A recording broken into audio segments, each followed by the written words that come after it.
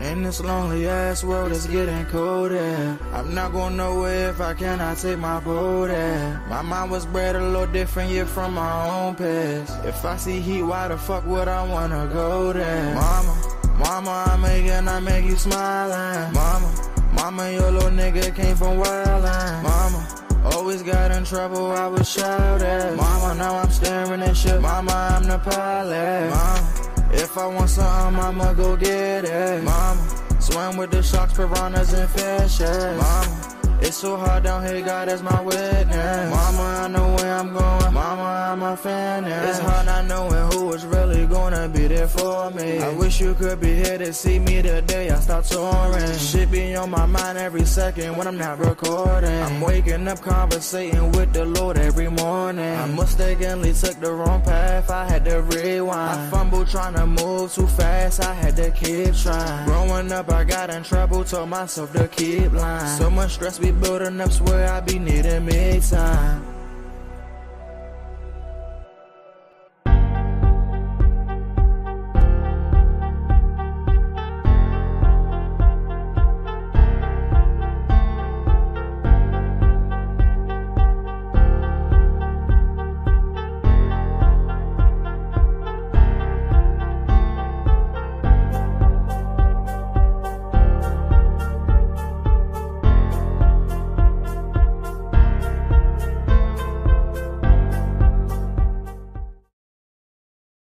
Good morning to you, Grand Rising. Happy fake holiday, because that's what it is today. Everybody all talk about Columbus Day. But when I was growing up, it was Columbus Day. Now it's Indigenous People Day. And I'm like, what?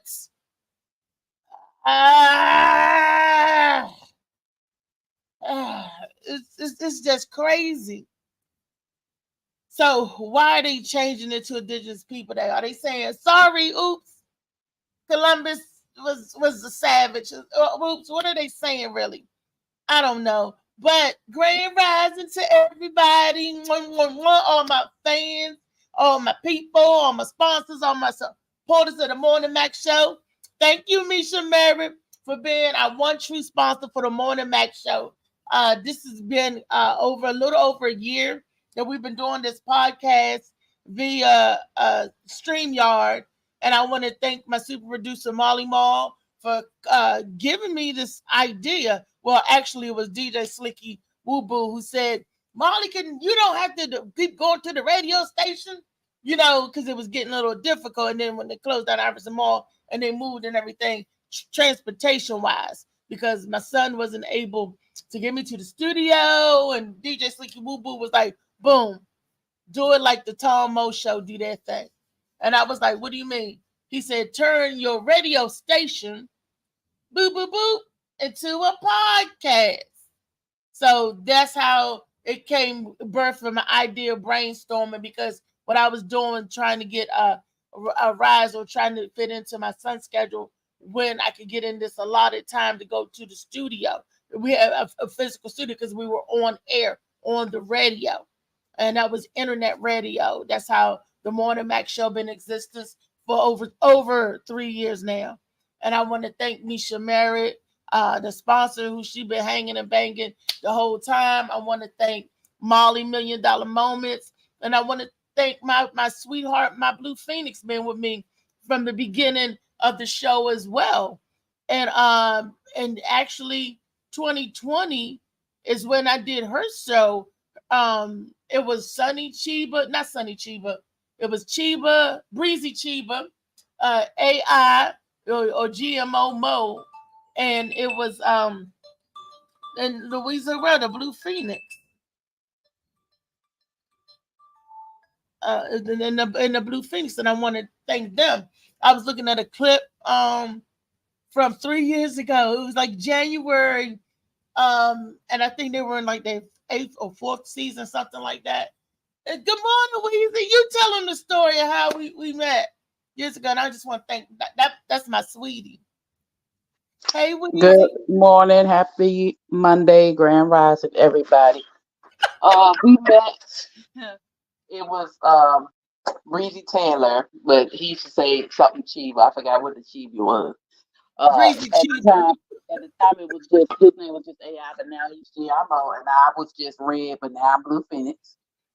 We were at Listen Vision Studios. Before that, we were at We Act Radio, and our show was called Live from the Corner. AI invited Reese to come on to our show as a guest, and also to do comedy. And she, of course, did a wonderful job. And from that day forward, I think that was like in 2000. Yeah, the Um, beginning. Was it either 2000 or 1999? I mean, damn. I'm sorry, 2020 or 2019. I can't remember. we It was told 2020. it was the And first show in January from that day 2020, but we on, talked about it in we've been good. 1999. It's been really good. Reese, of course, is Reese. And I you couldn't said hear you. What what? you say, Mama? No, I said it's been great. I've known Reese since that first interview in 2020. And so it's just been a wonderful ride. But we actually met in 2019. Was it 19? Yeah, That's we what I met said. in Was it in 2019. 2019? The January show was our first show back. I was on the first January show. Me and Chad X Ali. Boo boo boo. Then Oh, I that's came right. back Yeah, and we did were the on the February phone. Valentine's Day show. Okay. Well, you're right. So either way, it's been a minute. And yeah, it's been really great. I've been excited for everything that she wants to do. Sitting on Washington. And it's been really great. She's been on this journey for a while now. I've been telling, and I feel like I've been telling my story, forever, as far as the book, because Louisa was one of the first people who got asked to read the book.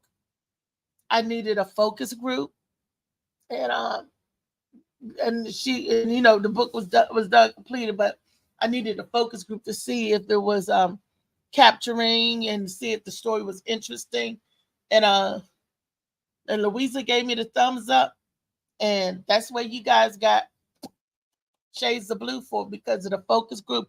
It was a few people that I asked to just read the book or a few chapters, and like it was a focus group. That was my publisher at the time, and editor at the time, Keelan Tate. That was her idea. She was like, "Do you have people that you could trust?" And I was like, "What do you mean?" She was like, "To read your product and not expose it or not copy still or whatever." And I was like, "Yeah, I got some people I could trust." And Louisa was one of those people that I felt like I could trust, and she has been a trusted friend ever since. And it's hard having somebody that you can talk to and trust, feeling that you got a real secure people, because a lot of people fake like they're your friends and turn around and do a Christopher Columbus. No, you didn't. Your soul. They would take your soul. Rape, pillage, or plunder, with you on your soul. And few friends are far in between, and JoJo baby. He's an good old trusted friend. I know JoJo for years, and JoJo was one of the first people that I had on the Morning Mac show in the studio when we was in Iverson Mall. JoJo came up there. Tim and Tony Cobain. I can remember everybody that like been in that studio, and it's been over 50 people, guests on our show, and I can remember each and every one. And everybody has a special place for me in my heart. JoJo came with his vegan food and was like, "You want a bite? You want some?" And I'm like, "What? Oh, I missed the vegan food. No meat on that sandwich." Now the meat don't go on the sandwich. The meat for real, when you're a vegan, the meat's dessert. You know what I'm saying? You eat. You were supposed to be my meat. He's gonna give me some alfalfa sale. I'm like, what is that? Oh. Yeah. See, when you're a vegan, the meat is not the main course. You know what I mean? It's really artificial. It's not real meat either. It's you know what I'm saying? You can't really digest it very well, but you can fuck it. It's like you know what to do. You know what to do. Yeah, I know what the meat do, but But he came in the studio and we laughed and had a good time. That day he came because he was staying in Baltimore at that time. He was doing shows and on a comedy circuit and everything. And my brother, because he's good friends with my brother, and my brother was like, I got a comedian I need to hook you up with. He's a dude out of Baltimore. And I'm gonna tell you, Baltimore comedy is different from DC comedy. People say it's the same, but it's not the same. Baltimore is an entity in itself, and I love it. So it kind of like reminds you of like New York, how they do their thing. And it was just awesome when I met this dude. And we hit it off immediately. I immediately fell in love with JoJo, baby. God, you're just so awesome. I know, right? Like totally, it was like totally tubular. It was like an amazing. It was amazeballs. It was like so rad. Had me all shook up when I had to come up to Iverson Mall. I was like, Iverson Mall, oh my gosh. And he was like so petrified. Like it was like totally like, am I gonna get jacked? Like no, you get to keep all your shit. You get to keep it all. So it was. Yeah, that was but fun. My brother did tell me, you better not mess with him or I'm gonna bust you in your lip. And I was like, ooh, like you threatening your sister? Ew. He needs protection from me? Ew.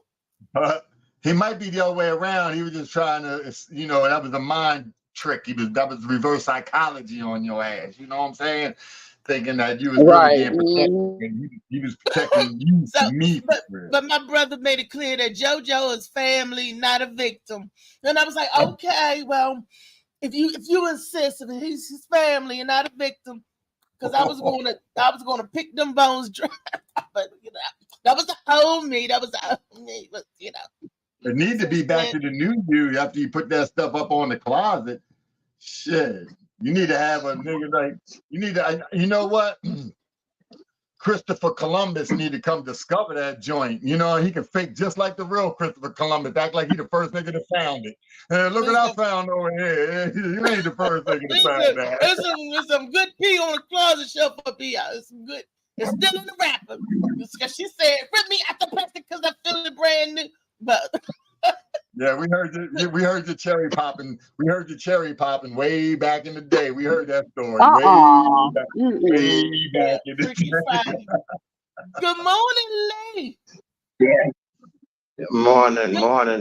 How y'all doing? Good. How are you?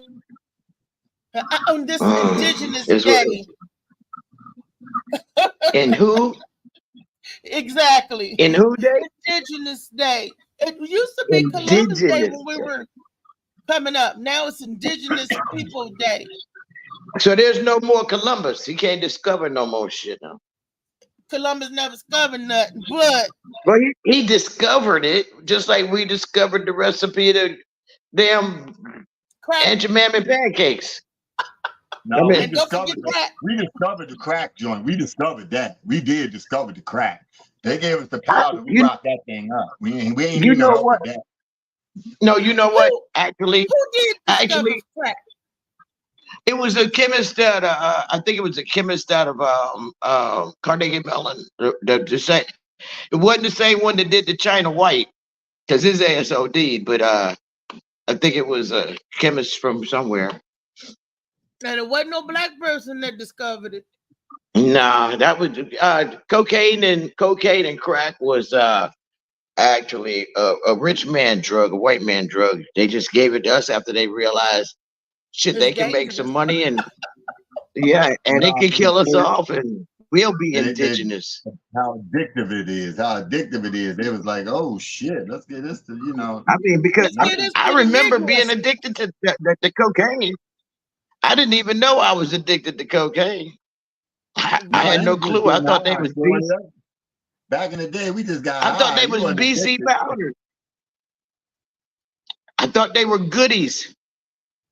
I would take them for a headache. It worked good. I mean,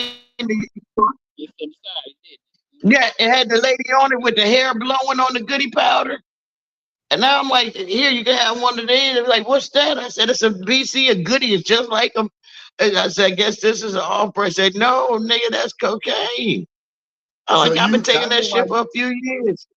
I know why you did it, Dan. You did it imagining that you had some hair that would blow back like that with your bald head self. Do you realize? I want you to understand something, young man. This right here, the way this is cut, I just feel like I look more handsome this way.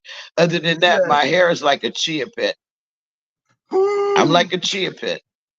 I'm just more handsome this way. I can see why you was choose this to. high. I I can see why don't you have. got high. Listen, I didn't do a documentary about what hair's supposed to look like, and if I was close enough to you, I would be Will Smith talking about my motherfucking head. Dang. It's a moment of silence. Yeah, boy. It was a joke. Lost. It was a joke. Lost with the Will Smith and head jokes. I lost that. I got where you at?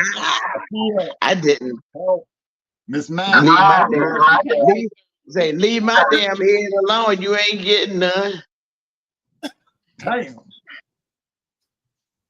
Somebody Y'all are hilarious.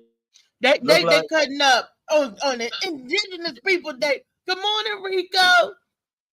They is cutting up on Indigenous People Day. They ain't got no good sense, do they, Weezy? I don't, and I didn't mean no harm.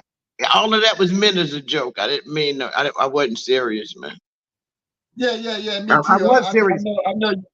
I know you got that. It's all right. Y'all can cut up. Y'all are allowed to cut up. Don't ask me. No, but I was serious about that. I was serious about the head joke. Nobody gets none of that.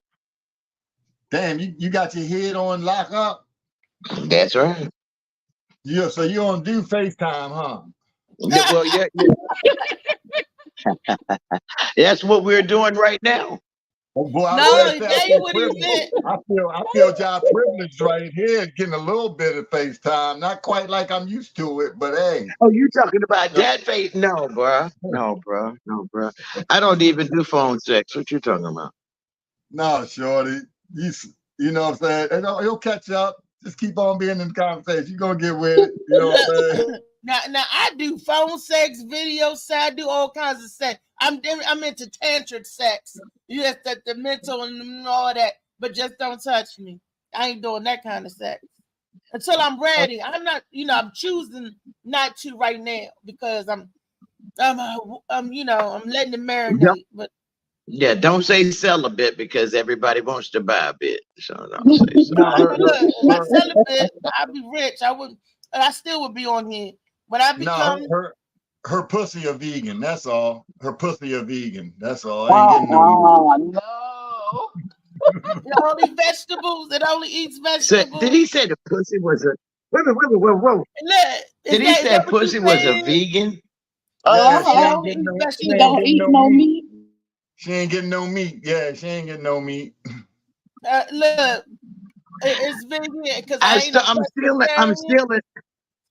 I got to use that, bro. Food, so I don't eat that. Sure, But you can't be stealing comics from a comic. Sure, you gotta steal it from your great grandmothers and them when they was around. You know what I mean? You gotta bring some of that shit back. You can't be taken from the comics that is still alive. Damn. That man, that was funny. That man said the pussy is a vegan.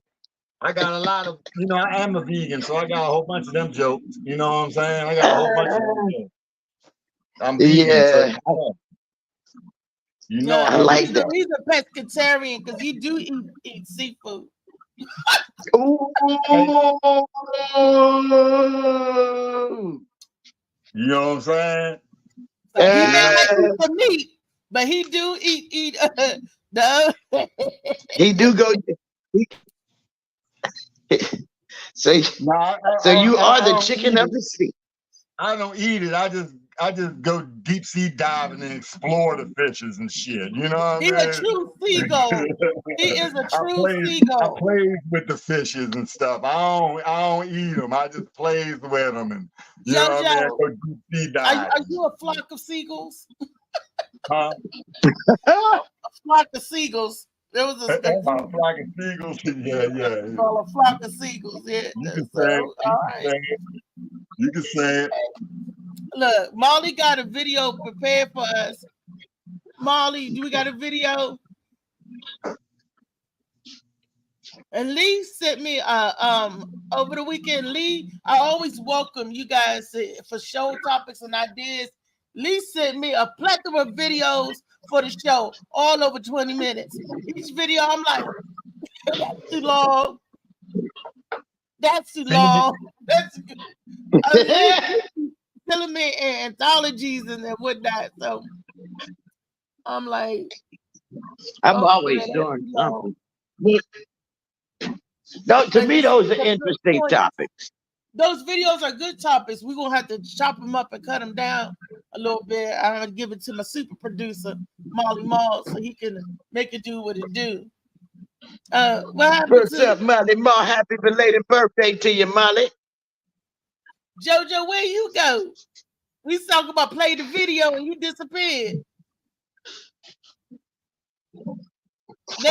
I can't hear his phone. Your phone must have got a ring.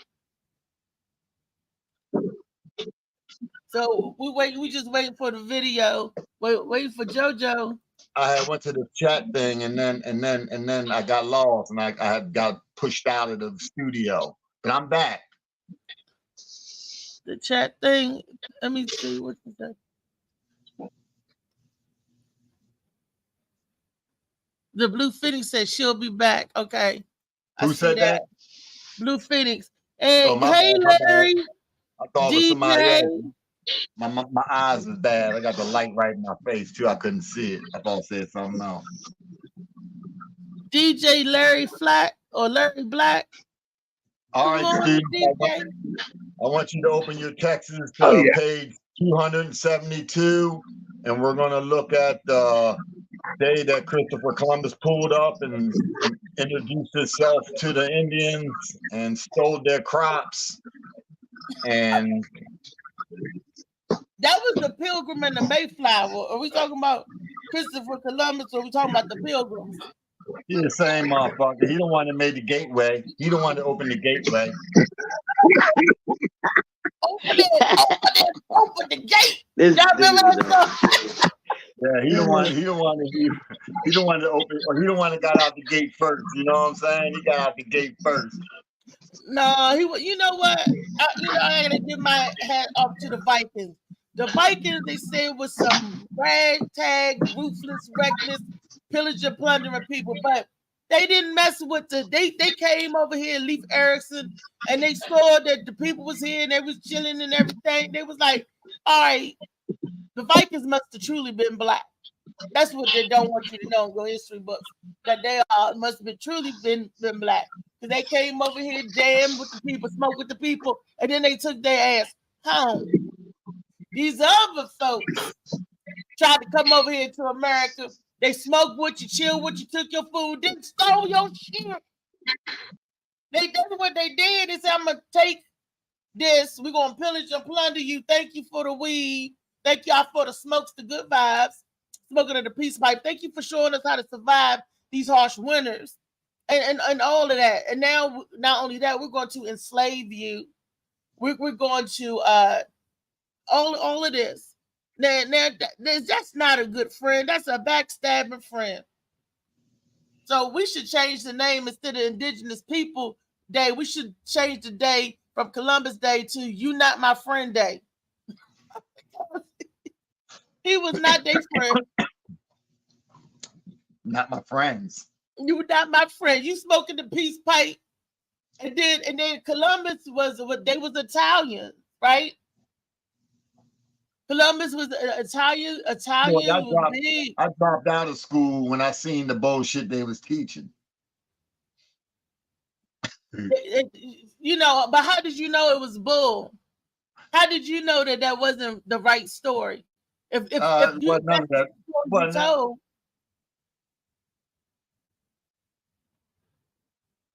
you froze up.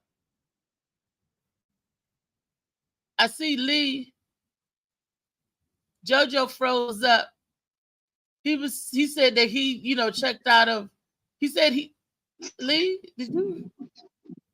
JoJo was saying I'm still here. He said how he checked out on the American educational system, when he saw the BS that they was teaching. I'm It wasn't asking. just that. I wasn't a school person. I really wasn't for school. You know what I'm saying? So it wasn't just the bullshit. You know, so it was. But you do know, I do remember. You know, all the stories, all the textbooks, all the lies that you didn't know was a lie, but necessarily didn't feel right. Or when you was in class and they were showing you the history and they showed the Africans chained up and the Indians, and you know, you had pictures of this stuff in the textbooks back in the day. You know, so you know that didn't sit well in my stomach the way they was doing it back then. Anyway, I didn't want to be there, so I dropped out in elementary school. You know what I'm saying? Because you know they told me to go out for recess, and I told that bitch I don't play, so I quit. You know what I mean? That's my type of guy. I like It's my that. type of guy right there. You It's know my what I I type like of guy. that, JoJo.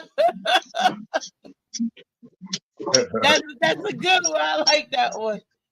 Ching. What? That was good, Joe. That was a good one. That was a good I like setup that. and everything. That was good form, good delivery. I give that joke a 9.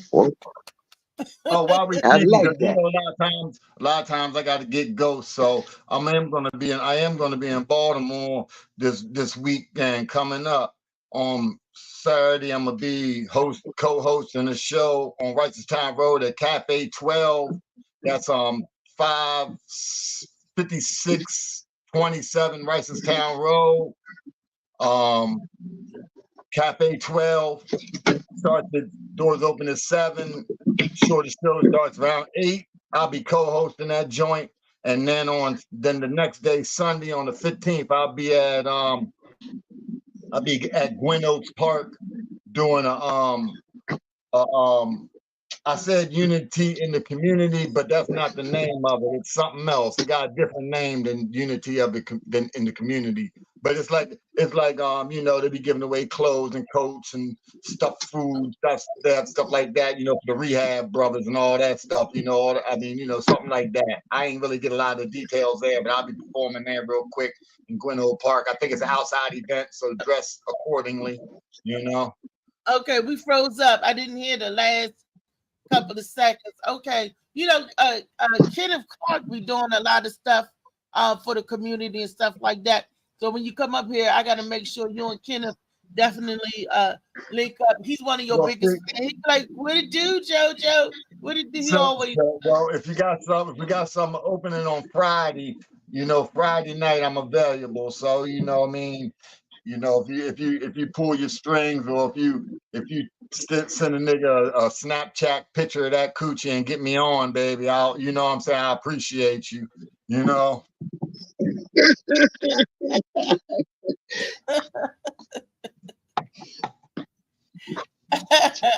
I don't know. You know, you so bad. This motherfucker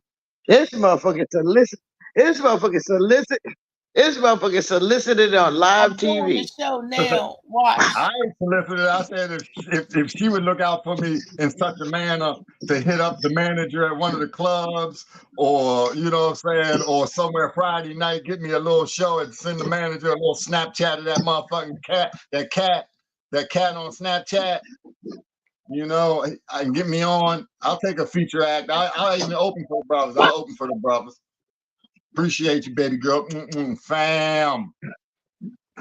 Oh, so you gonna show him your snack? He gonna show him my cooch. I gotta sacrifice my good and plenty. I'm slow. So he can get some time on the stage. You know damn well I ain't getting nothing but the charge of registering myself if I send the Snapchat to my motherfucking shit. So y'all can do that. I can't do that. I can't be sending the Snapchat of my shit and be like, definitely gonna be registering. Yeah, I'll be registering. I'll be on that motherfucker with a picture like this. You definitely would be registering, because that's some sex offender shit right there. Y'all stupid. But don't nobody want to see no picture of a little black rabbit in the field of cotton. Don't nobody want to see. I don't want to see your Uncle Ben giggling. It was going with it. Doug Harry. What's the joke you say? say, Lee, about Underground Did you say a Railroad? little black rabbit in a what? A field of cotton. I don't want to see all that Did you gray say a little there, black? all that cotton out there, all Wait. that white cotton. That old Uncle Ben's ding-a-ling. I don't want to see it. Ain't your mama do not want to see it. My shit brindle. Huh? My shit brindle. You're Brindle. Yeah.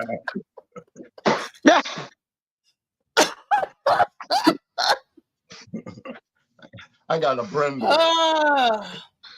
A brindle snub nose pig. He's Brindle. We don't want to see that.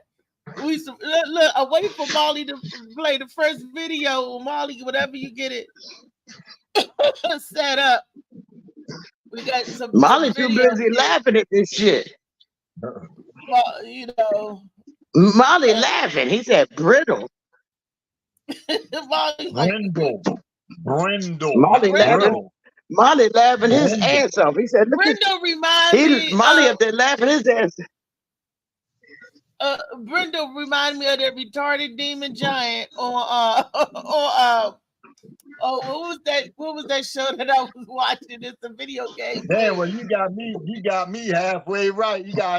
My shit is retarded and almost giant. But you know what I'm saying? My shit definitely retarded. Ain't no question about that. They'll spit on you. They'll drool and shit. You be like, you know what I'm saying? It'll drool on you. Yeah, it'll drool on you. Oh, you keep your drool, JoJo. Keep your drool. I don't need it. I don't need a halfway retarded giant drooling on me. Y'all are terrible. What a great beard. What a great beard. I would need. Y'all are fucking terrible. I'm going to say that off today, Sean. You know what I'm saying? I got to let everybody know that I got some OG in me, though. You know what I'm saying? Because when I shave my face off, I look like. Look, guys, I got to prepare myself for the doctors today. I got to go to the eye doctor, so I'm gonna have to let y'all go. Well, and I'll holler at you when I get done. Which one of them eyes you getting checked out? Yeah. You got brown eye checked out? They checking to make sure she don't have a retinal tear. That way I'll be able to see what y'all trying to pass off. What Can you say? see anything at all out that eye? All right, I'll holler at y'all later. Yeah, right, man. Please. I got to make sure that I'll be able to see next week. Because they talking about a tear in the back of my eye now. So I got to go and make sure my eyes are good. You should use KY jelly for that. So let me get myself together because my ride will be here in about 45 minutes. All right, peace, Quinn. Oh, she's buffering. What JoJo said, Lee. You got to tell her I'll be back, man. Get his ass. He said you should use KY jelly for the tear. She got a tear in the back of her brown eye. What's it called? What'd you say? It was a rectal tear. What'd you say she was getting? It's not a rectal tear. A rectal. A rectal. She gets KY jelly for that. Yeah, she used KY jelly for that. She'd have never been in this situation.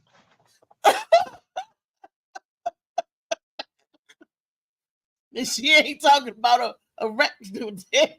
Or use what I use. I use coconut 100%. Organic coconut oil. You supposed to use. That's what I use. That's what I use. I use that for my teeth. I do this thing called oil pulling. It worked as a lubrication too. It also worked to cook your food in. You got it. Man, that coconut oil is it's magic. You know, you say you do your teeth, but you can detox too. You know that, right? That's why you pull it through your teeth to get the bacteria out your mouth.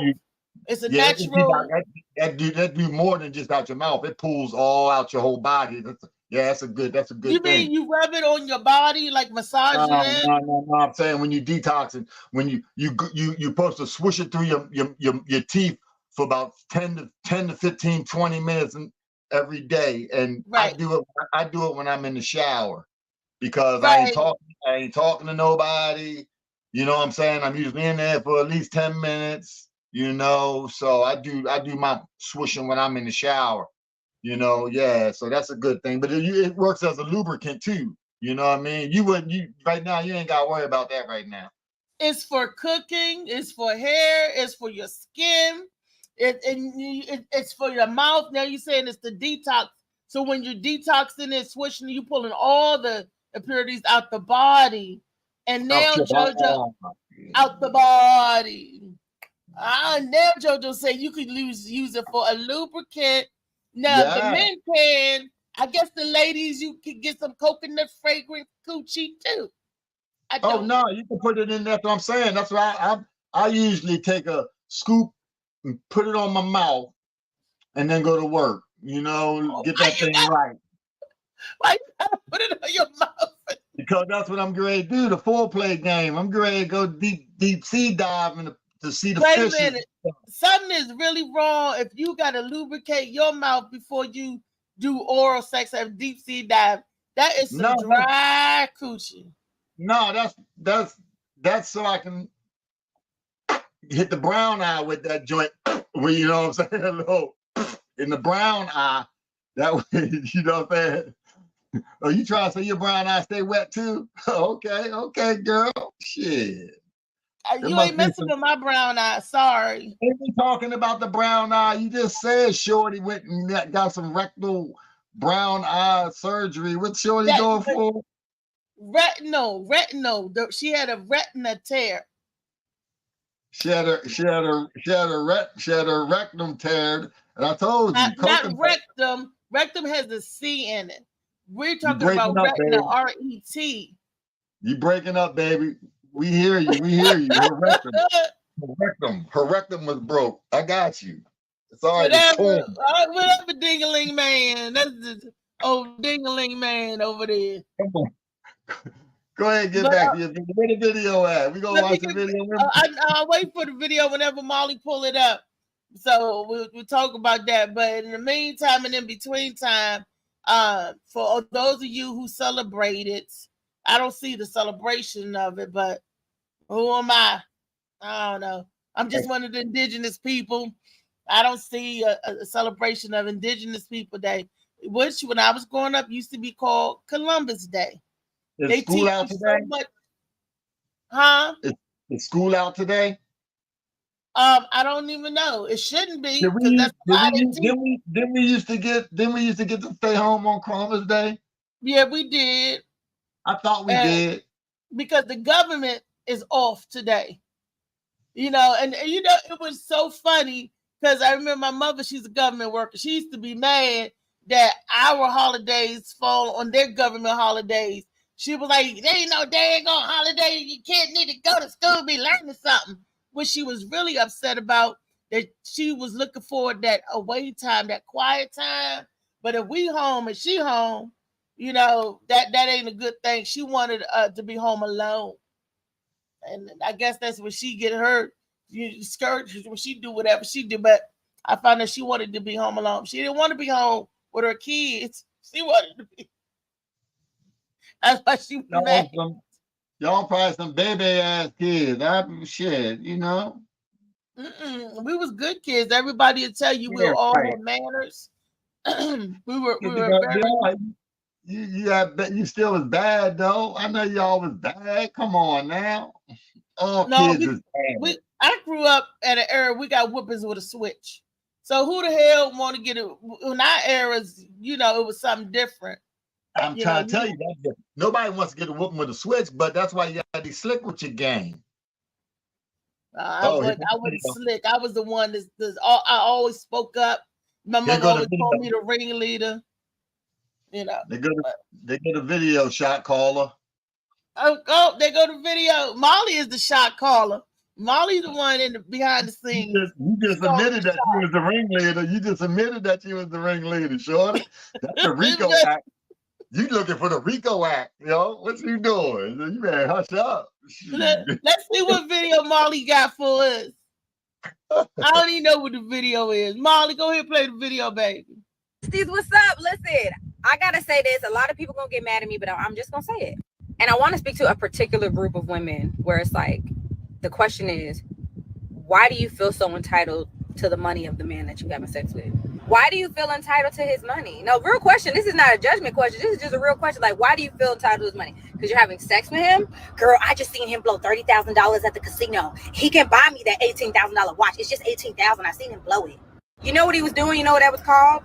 Doing what he want to do with his own money. That's what. Because this is the thing. I used to think just like that.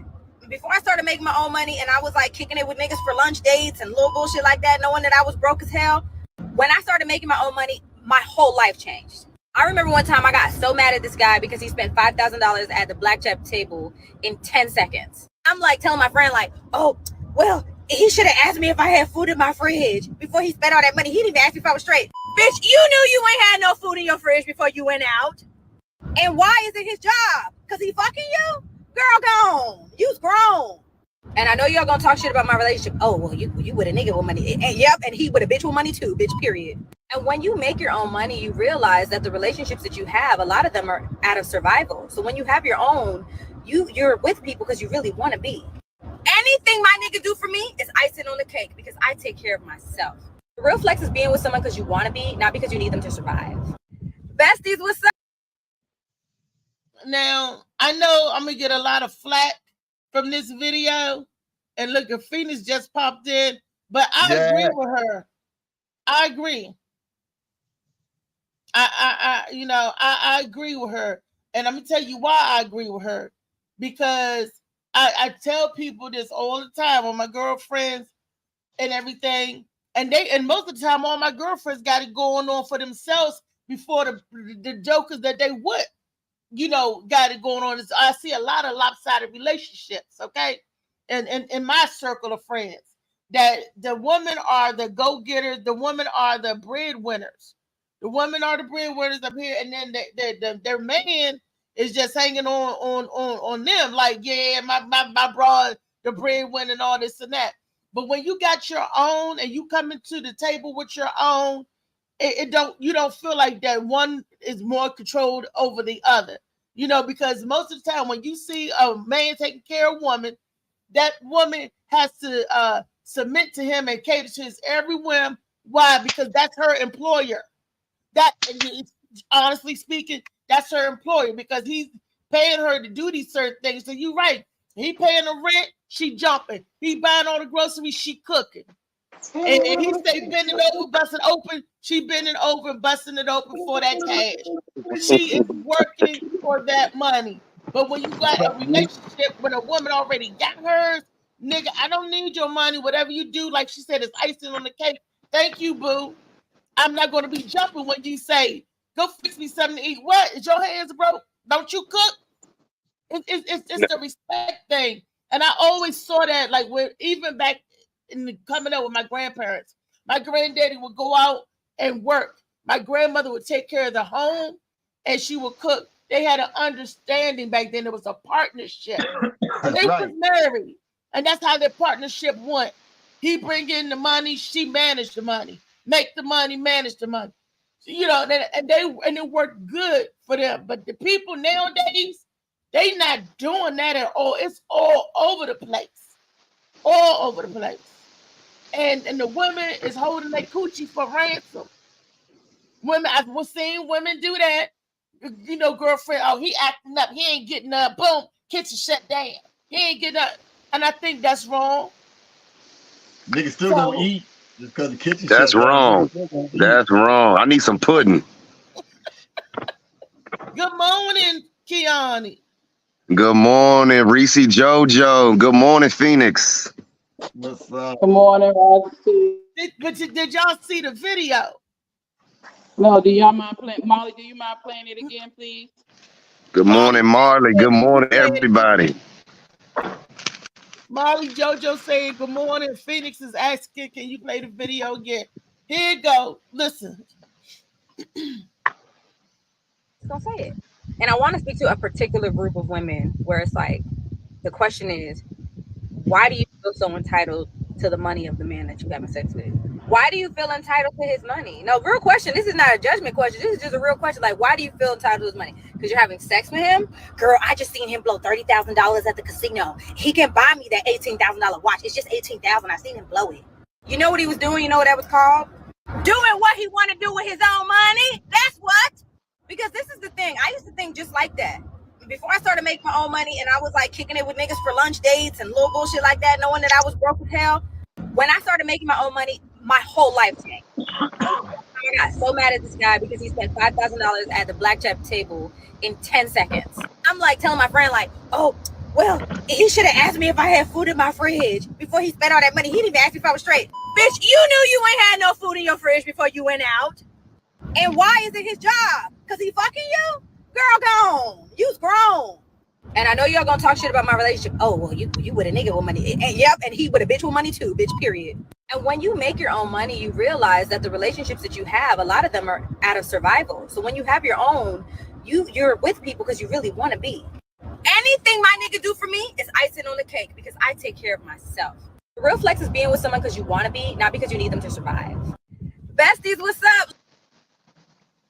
That's the real flex. Being with somebody because you want to, and not for the survival mode. But a lot of women, we are in survival mode, and if we're gonna, and honestly, we're working. That's our employer. If I'm gonna give you this and this and that because I feel it's good, then I'm putting a monetary value. My stuff is priceless.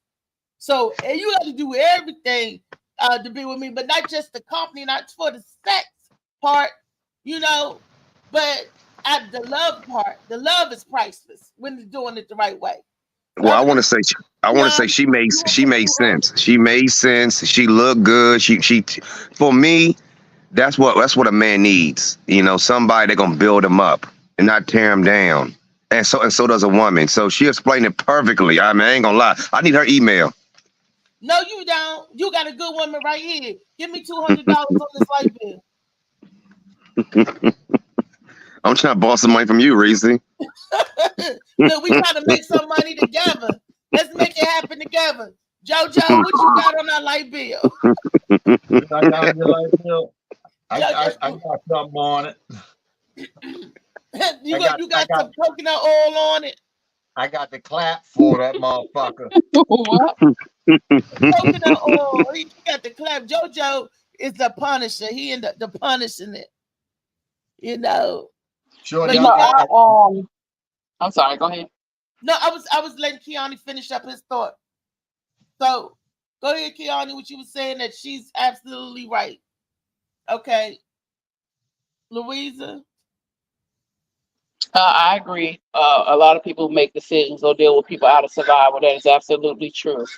And when you have to take care of home on your own and not necessarily have people that take care of you or be a man or woman, because we're adults, we are supposed to be, tending to our own business. But if you're just out here, you're used to using people because in a way that's what you're doing to take care of you.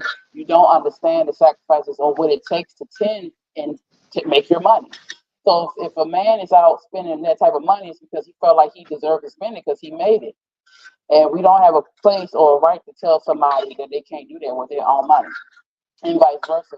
But the thing is, like you said, when you are out working or taking care of yourself, you understand, that you don't have to do that for survival. Survival mode for anybody it's not a good place to be because you're just doing things just to get by. You're not doing things to see the future. You're not doing things because you're trying to, you want to get through this day. You want to get through this month, And so, yeah, I think everybody should be able to do things and take care of themselves. Right now, I'm not working, but best believe I can find a way to get some money. And I ain't got to do not illegal evil either. I've always been that way. I've always been able to get out and make money because I know that I got businesses. Well, that because you're pretty though. You pretty. Imagine if you was ugly though. You know what I'm saying? It ain't got nothing to do with it. You know why? Because why? You can't get it. Can't nobody get it. I don't give a damn how pretty I am. Even if I was fucking ugly, I'd take my ass out there and work. Hold on. Now, Johnny makes a good point though. Those pretty girls. Yeah, she wrong. Getting money because they are pretty. I see it. I don't take money from people. The reason why I haven't never taken money from them. you don't know because you ain't never been ugly and stuff. You Yeah, can't say exactly. that Yeah. you ain't never been ugly. That's like You trying to you ask going a to white find a way person. because you pretty. That's like Yeah, the money gonna that's like come. a white person saying, "I know how a black Money person comes to me feels." because I You work know? for it, not because people give it to me. I have never taken anything from a man because I know if I take something from somebody, they're going to want something in return. I have never, ever, ever, ever had a man pay my bills unless he was my husband, and he was supposed to. But in that situation, I paid the bills. He paid it when he could, but that's not the point. I have look, never, ever wait a minute, done it. and there's nothing wrong with a man doing and taking care of women because I think he should take care of his queen. Just like That's she true. should take care of his king. It's You're split. right. Yeah, he should, and But she should take don't care of her let me kids. be. But not. A lot of these men nowadays, you are afterthoughts. You know, they don't put any consideration. It'll be your birthday coming up or your anniversary. They ain't thinking about you because you got to tell them what you want. They not watching. The woman is catering to. You know, a lot of men be like, oh, so I'm not broke. I'm rich. I have money. I'm wealthy. I have a whole lot of money. I just got to go get my money. Okay. I gotta go get it. But on my road to get my money, if somebody want to help me pay for a plane ticket, if somebody want to give a girl a meal, a big girl gonna eat. Okay. I am not going to say no. I'm going to say thank you kindly, sir, and I will kindly pay you Tuesday for a steak today because I don't be paying for steak. Let me tell you something. I have been taught that you don't look. My stepfather, my biological father, my brother, my cousins, all of them, my uncles. You don't give up. You don't take unless you're willing to give, first and foremost, especially if this ain't your man or your family. I have never, ever taken anything from a man that I was not involved with. And best Okay, we believe talking about he can get it from me. Well, you see we these talk, comments on the side. we talking Yeah, about hold on. we talking about the people. We talking about the girl. He talking about the girls that be mad because Yeah, I know a they get dude, mad. I a get that. dude That's what I'm saying. spending money. He's Well, spending I guess. money, Well, let me ask. not We giving don't her know as much the money. question. Hold on, If a let dude is JoJo finish. living with Let you, her finish. Let JoJo finish. Who go ahead, talking right now? Oh, I'm just saying. She was saying about the, you know what I mean, the girls that be mad, or we could turn it around these days because there's a whole lot of independent women out there that the dudes be mad about girls going out See you, to the Kenna. mall, getting done up and everything, and they broke, and you ain't put 5 on their nickel. They want you to put 5 on their nickel. You know what I'm saying? So it's the same way either way, but we talk about people that be mad about that, and that's just because if you around somebody that's doing that, then you ain't you know what I'm saying, you're not as important as you think you is, and that, you know what I'm saying, I'll just give my hats off to the ladies like y'all. They got a little bit of head on them, and I ain't talking about to get that We money know what head. you're talking about. I got some good head. Boy. She like both my heads good. Shit, nigga. No, but and I understand that, and it's they don't have a place to be mad. Again, also with people who go out and men fly them out and they don't want to give them that. You know damn well what the plan was. Why would you fly out somewhere and not try to? I don't like that either. You can't, especially if y'all not together. This is not something y'all do regularly. You're not supposed to be flying out of nowhere or getting paid to come out. You know what the hell going on. It's a transactional relationship. Well, If you go down there, that's why you need to have a discussion about these things. Now, if my man is living with me, let's backtrack on that video. If my man is living with me or he's staying over there, he eating, and I'm supporting all the food, come on, bring some groceries with you, dude, so we can eat together. I don't mind cooking. At least clean the house and have her slippers at the door when she get home. You know what I'm saying? You right.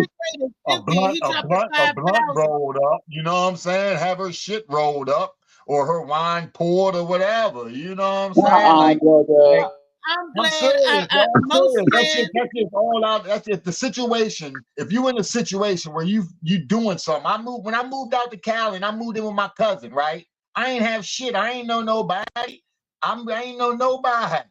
I moved out there, and while I was getting on my feet, I was staying with them. So they was going to work every day. When I was there until I got my job and shit, I cleaned the house. Yeah. I cut the dog's hair. Dog had dreads, and I cut the dog's hair. The dog followed me around all motherfucking rest of his life. He You know what loves I'm you. saying? You know what I'm saying? He loved me for that. You know, I did shit. I cleaned the bathrooms. I did everything. I cooked, nigga. You know what I'm saying? When the girl come home and say, damn, my house ain't never been this clean, and she owned the bitch. You know what I'm saying? You feel like you did something because you appreciate what the fuck they doing for you. Yeah, that's true. That is true. I want cornbread, collard greens, my back rubbed. But you want all that. But what do you bring it to the table, Kiani? I'm gonna pray with her. I'm gonna talk to her. I'm gonna uplift her. We do affirmations together. The whole point of me being around is making her better, and she making me better on all levels. You know, so if I don't got no car, she got a car, we sleeping together. I want her to kind of assist me if I need it, and if she don't got no car, I'm gonna assist her if she need it. You know what I'm saying? Vice versa. You know what I'm saying? I'm gonna help her do her resume, help her do a resume. You know, stuff that needs to be done. You know. But that's the point. Yeah. I noticed Michelle Obama said he had a hole in the car when she met Barack. He had a hole in the car, but she said I knew he was going somewhere. You see what I'm saying? So she had more money than he did in the beginning. You know, so I look at all the successful women and the successful men. They help each other. We sleeping together, but you're not helping me tribute to my life. Be on a purpose driven, I call it. Bum motherfucker. Because I couldn't go out and blow $5,000 when I know my boo ain't got no groceries in her house. Well, you know, that a true man look out and he take care of home, he take care of everything, and he ain't going to sit there and let you. If he cared about you, he ain't going to sit there. That's the girl's bad. That's not his. That obviously she should know. If you in a relationship. If I'm in a relationship with you, $5,000 and then she ain't got no motherfucking food in the refrigerator, right? Then that's not your boo, shorty. That's what I'm saying. That's not. But they're using it as a boyfriend girlfriend thing. If you would jump off, you would jump off. You're supposed to jump off, okay? But if I'm in a relationship with you, and you coming over a couple of times in a week. And when you go to the casino, first thing I'm like, Billy, you know, can I get some money for groceries? I'm gonna ask. If I'm your girlfriend, I'm gonna ask before you go to the casino, because some men have what you call gambling problems. Okay, for me, I look at Tay Diggs and April Jones. April Jones put him on her TikTok. They made money. Now she in his movies. So for me, we help each other out. Period. You know, all the couples help each other. That's right. And believe it or not, I got a relationship on here with both of y'all. Both of we in a relationship of friendship. That's a relationship. And we trying to get money together. Weezy too. All of us in a relationship together. This is a tantric group sex. That's what I was talking about. That's what I was talking about for Friday. I'm open. If you could go ahead and send that Snapchat out to somebody and give me a gig for Friday night, you know, that's what we do. We look out for each other. Go ahead and send a picture of that thing to the manager at one of the nightclubs. You driving? Because if you got wheels, we could roll out somewhere. Yeah, I'll see if I have a whip that night. I'll let you know when I get around town, shorty. You know, because Kiani knows some places we could go. We could do. Yeah, we could Friday. We get on. Friday. And Kiani's supposed to be getting a cherry pop today. It's not only is it indigenous people today. It's Kiani Pop's cherry day. How are you doing that? He's supposed to be at Mike Check Mondays at Martini's, 725 Katy Drive tonight. Oh, he getting on the mic. He's supposed to be. Okay, yeah, I'm gonna try.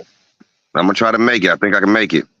Okay, don't just do it. Just do it. Know what you're gonna do. You know you got your shit together. What you're gonna do? Get it together. Know what you're gonna say. At least some of it tripping. Some of it's tripping, but you gotta have something to know what you're gonna talk about with that motherfucker. Don't get up there and don't forget what you know what you're talking about. I seen him lock up at that motherfucker now. You know Don't what I'm be saying? scared, Kiani. Don't be scared. I'm I right seen there him with locked Okay. you. up.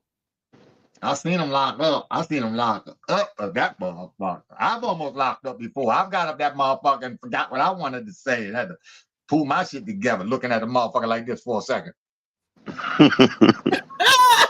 Well, but when you do, you You know pause. what I'm saying? So it do You know, happen. and Don't then think that motherfucker. Your brain, I'm talking about that motherfucker go empty. That bitch be like, bitch, nothing. You know what I'm saying? Weezy, can you see the comments, Weezy, to read them? Look, don't Oh forget, yeah, I was while waiting. she getting the comments together, November Okay, the hold 5th, on. just call my name Let to me a day go up. party. Hold on, wait a minute. When she getting the comments. Rico was here. He said, pause at Molly. I don't know. He said, great day on purpose, Morning Max show. Larry, I can't hear you. Wait a minute, talking to this mic, baby. Rico was here. He said, great day on purpose, Morning Max show. Okay. DJ Larry Flack he said, good morning. Kenneth said, JoJo in the house. He was laughing at JoJo. He also said, Rico, what it do, Molly? Kenneth said, hey, Molly. Slicky said, hey, Pete. Kenneth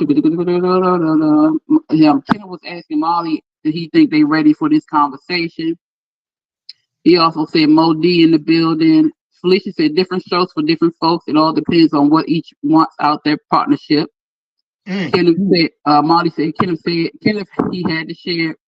Kenneth said, we in the building. Hey, Kenny. Molly said, Grand Rising fam. Kenneth said, they're not ready for the smoke of truth. Felicia said, if he can drop some money gambling and want me to give him some ass, damn right he going to pay. Hustlers got to live too. Molly said, so if he paying, you hoeing. Yep, if he paying, that's what it is. And men do the same thing. Men hoe too. Well, listen to this. Well, listen to this. Well, listen to this. Okay, we go on a date. I'm paying for dinner. Afterwards, she said, let's go to my house. Let's watch Netflix. She paying for the movie and TV then. Yeah, but I'm only there for 2 hours, so you do the motherfucking break that down. I only ate for 30 seconds, for 30 minutes. And I ain't eating that but a salad. You got the most expensive thing in the restaurant. Stop playing. I'm taking it home because I can't eat. I'll be a cheap date because I can't eat that much no more. But so we go out to eat. We go back to her house. We watching TV. We eating popcorn. We started, her TV, her go ahead. We start hugging. I'm rubbing her back. I turn the movie off. I put smooth jazz, R&B on. We start making love. So, what do you call that? A good time. I call that a good time. Oh, that was a good time. I don't know what Doc called it. That was a nice soft porn story right there, yo. That was a nice soft porn. That wasn't no porn in it. He did it like a gentleman. That nigga said he had her belly full. He felt her up good, and she was ready to purr like a kitten. She was laying on her back, just purring like a kitten, and he was rubbing it up. He said massaging it up with coconut oil. He said coconut oil. He rubbed it down with. That sounds like a good time, Kiani. What the hell are you talking about? What was that? What was that supposed to be? I'm trying to think. Is she selling her body? Is he tricking? I mean, I'm trying to understand, because everybody need love and we all need dinner. We all deserve a back rub. We all deserve Netflix and coconut oil. So that ain't tricking. Yeah, but that's a date. If that's a mutual thing, you're not just going out there after the sex. Y'all actually spending time together. She invited you over. That's something that y'all did together. That's a mutual agreement. Let me give you an example of tricking. 2:00 in the morning, dude call you up. What you doing? You up? No. But my cable bill is due. All right, I'm gonna come through, and I got something on your cable bill. Oh, I got something on your whatever. That's tricking. I'm getting ash for cash, or vice versa. Or a girl call a dude up. What you doing? Nothing. Why don't you come over here? I would, but I don't got no money. I can send you some money. Come over here. You ain't got no gas money. I cash app you some money so you can get over here. And I gotta eat for the rest of the week. So she cash after $200. He coming. That is tricking. Make sense? So if we talk about it, why ain't that just treating? How come I ain't just treating? Just my treat. If you treat, you treat. But when you I'm gonna treat you to this. Put it like this: if you say Reese, then that's treating. If you say Reese, I'm gonna come over your house and we whoop de whoop de whoop, and you leave money, you're treating me. Thank you. So you giving me. I'm not asking. I'm not saying, damn, I ain't got no food in there. You dropping hits. I'm not begging. If you giving, you thank you for giving. But when you begging and then they give that to me, that's like, okay, I'm begging for some booty. Give me some money. That's tricking. I'm begging for some love and attention and affection. You got some money? That's tricking. I've been tricked before. You better believe it or not, I have been tricked. But I thought I was helping out a friend in need. Never. It was like, you know what? I need such and such. So I'm like, oh, okay, I'm helping you out. Then he come over and give me some good love. And I wasn't helping him out because that was a loan, LOAN. That was a loan. That wasn't a give me. That wasn't a you can have. That wasn't, I don't want it back. This was like, you gotta take that to Judge Mathis, shorty. You gotta take that to Judge Mathis. Read the comments. I'm Judge Mathis. Sorry. Hold on. Can you show me the text where you said, when are you gonna pay me back? Right. That's why I give it, and it's the loan. I put loan because you can text it right in there when you send the cash app. They got a memo section tell you what's it for. Go ahead, read the message. That happened not too long ago. Somebody said, "God, some bad money. Can you help me out?" And I said, "Loan. Give me my money back, man." Y'all so crazy. Yo, read the message. Kenny said, "Men are only loved by what they can provide. Women are loved unconditionally. Let's talk about it. The real deal truth." No, men are loved unconditionally too. Real deal truth. But a man, she wanted to help take care of the woman and vice versa. Because a man couldn't provide nothing for me. And I still loved him and took care of the man. Don't forget 6 months of free rent. He couldn't even provide a roof over his head. I gave him the roof over his head. I helped him get a job and everything. And I loved him unconditionally. That's so don't go there, Kenneth, with that. I understand what he's saying. Okay. For the most part, he's right. But that's because we are taught and we're raised that way, that men are supposed to take care of us and men are supposed to do this, men are supposed to do that, and we're supposed to do certain things. We're not taught that men are human too, and that they need the same things that we're taught to give us. But a lot of that has a lot to do with the fathers too, because the fathers teach us that too. Men supposed to do this, men supposed to do that, men supposed to do that. They don't tell us, you need to make sure you listen to him. You need to make sure that he has a soft place to land. You need to make sure that you don't sit here and treat him like he's some nigga on the street. And some men are also not taught how to treat a woman too. But for the most part, the reason why women act that way and why men feel like they're not loved unconditionally is because of that. But there are a lot of women out here who love unconditionally. There are a lot of men out here who love unconditionally. We just tend to not end up being with those people. All right, I got a question for you, Weezy, before you go and read. What about a man and a woman? They together, they in a relationship, right? And the man bringing something, the woman bringing something, okay? The woman get out there and as far as earning money, excel beyond the man because she working to have something so we can have something together, right? The man is jealous and he bitter and he want to sabotage what they got going on. The woman is giving a whole 110% while he's sitting back. Oh, she working like that. I can cut my hours back. Hell, I can even quit my job. I ain't got to work. I'm going to let my wife or my woman do all the work. That's a child. That's a child. Because I see point a blank, lot of that's like a woman too. Like that. But that's a child. And if a woman look at her man and see he's struggling and see he needs some help and you don't help that man, you a child too. Don't nobody need to be with nobody like that. Nobody. See, I like that. He ain't struggling. That's true. But he see her. No, but what I'm saying, but that's either way, Reese. That's not a man and that's not a woman. If you look at your partner and see your partner struggling and y'all supposed to be together and you can't help that person, get the fuck out. Excuse me. Bye. See? So I like that. Man need to, but they purposely slack back. I'm telling you what it is. Reese. That's an opportunist. Listen, that's an opportunist. They are not there because they care about you. They're there to get what they can out of you. Ain't no man gonna sit there just because this woman making more money. Sit back, that's a man. Men don't think that. Men don't even care about women's money for the most part. They don't care about a woman's money. A man that comes that rich as hell will go get somebody that sit on the street, clean her up, and they will wife her. Men don't care about our money for real. They really don't.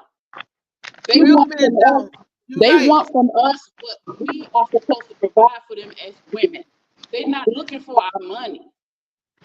Real men. And that's the problem. That's one of the issues as a quote unquote independent woman, because we're always talking about I got this, I got that. They don't give a shit about them. I can't nobody hear what you saying when you sound insane. All I hear was I got this, I got that. You saying good shit, but listen, because my headphones broke. I gotta give me some more headphones. Okay. You can say as a woman, I got this. You could be richer than him. You could be the CEO. You could be like Beyonce. But guess what Beyonce got? Jay-Z. She submits to her husband.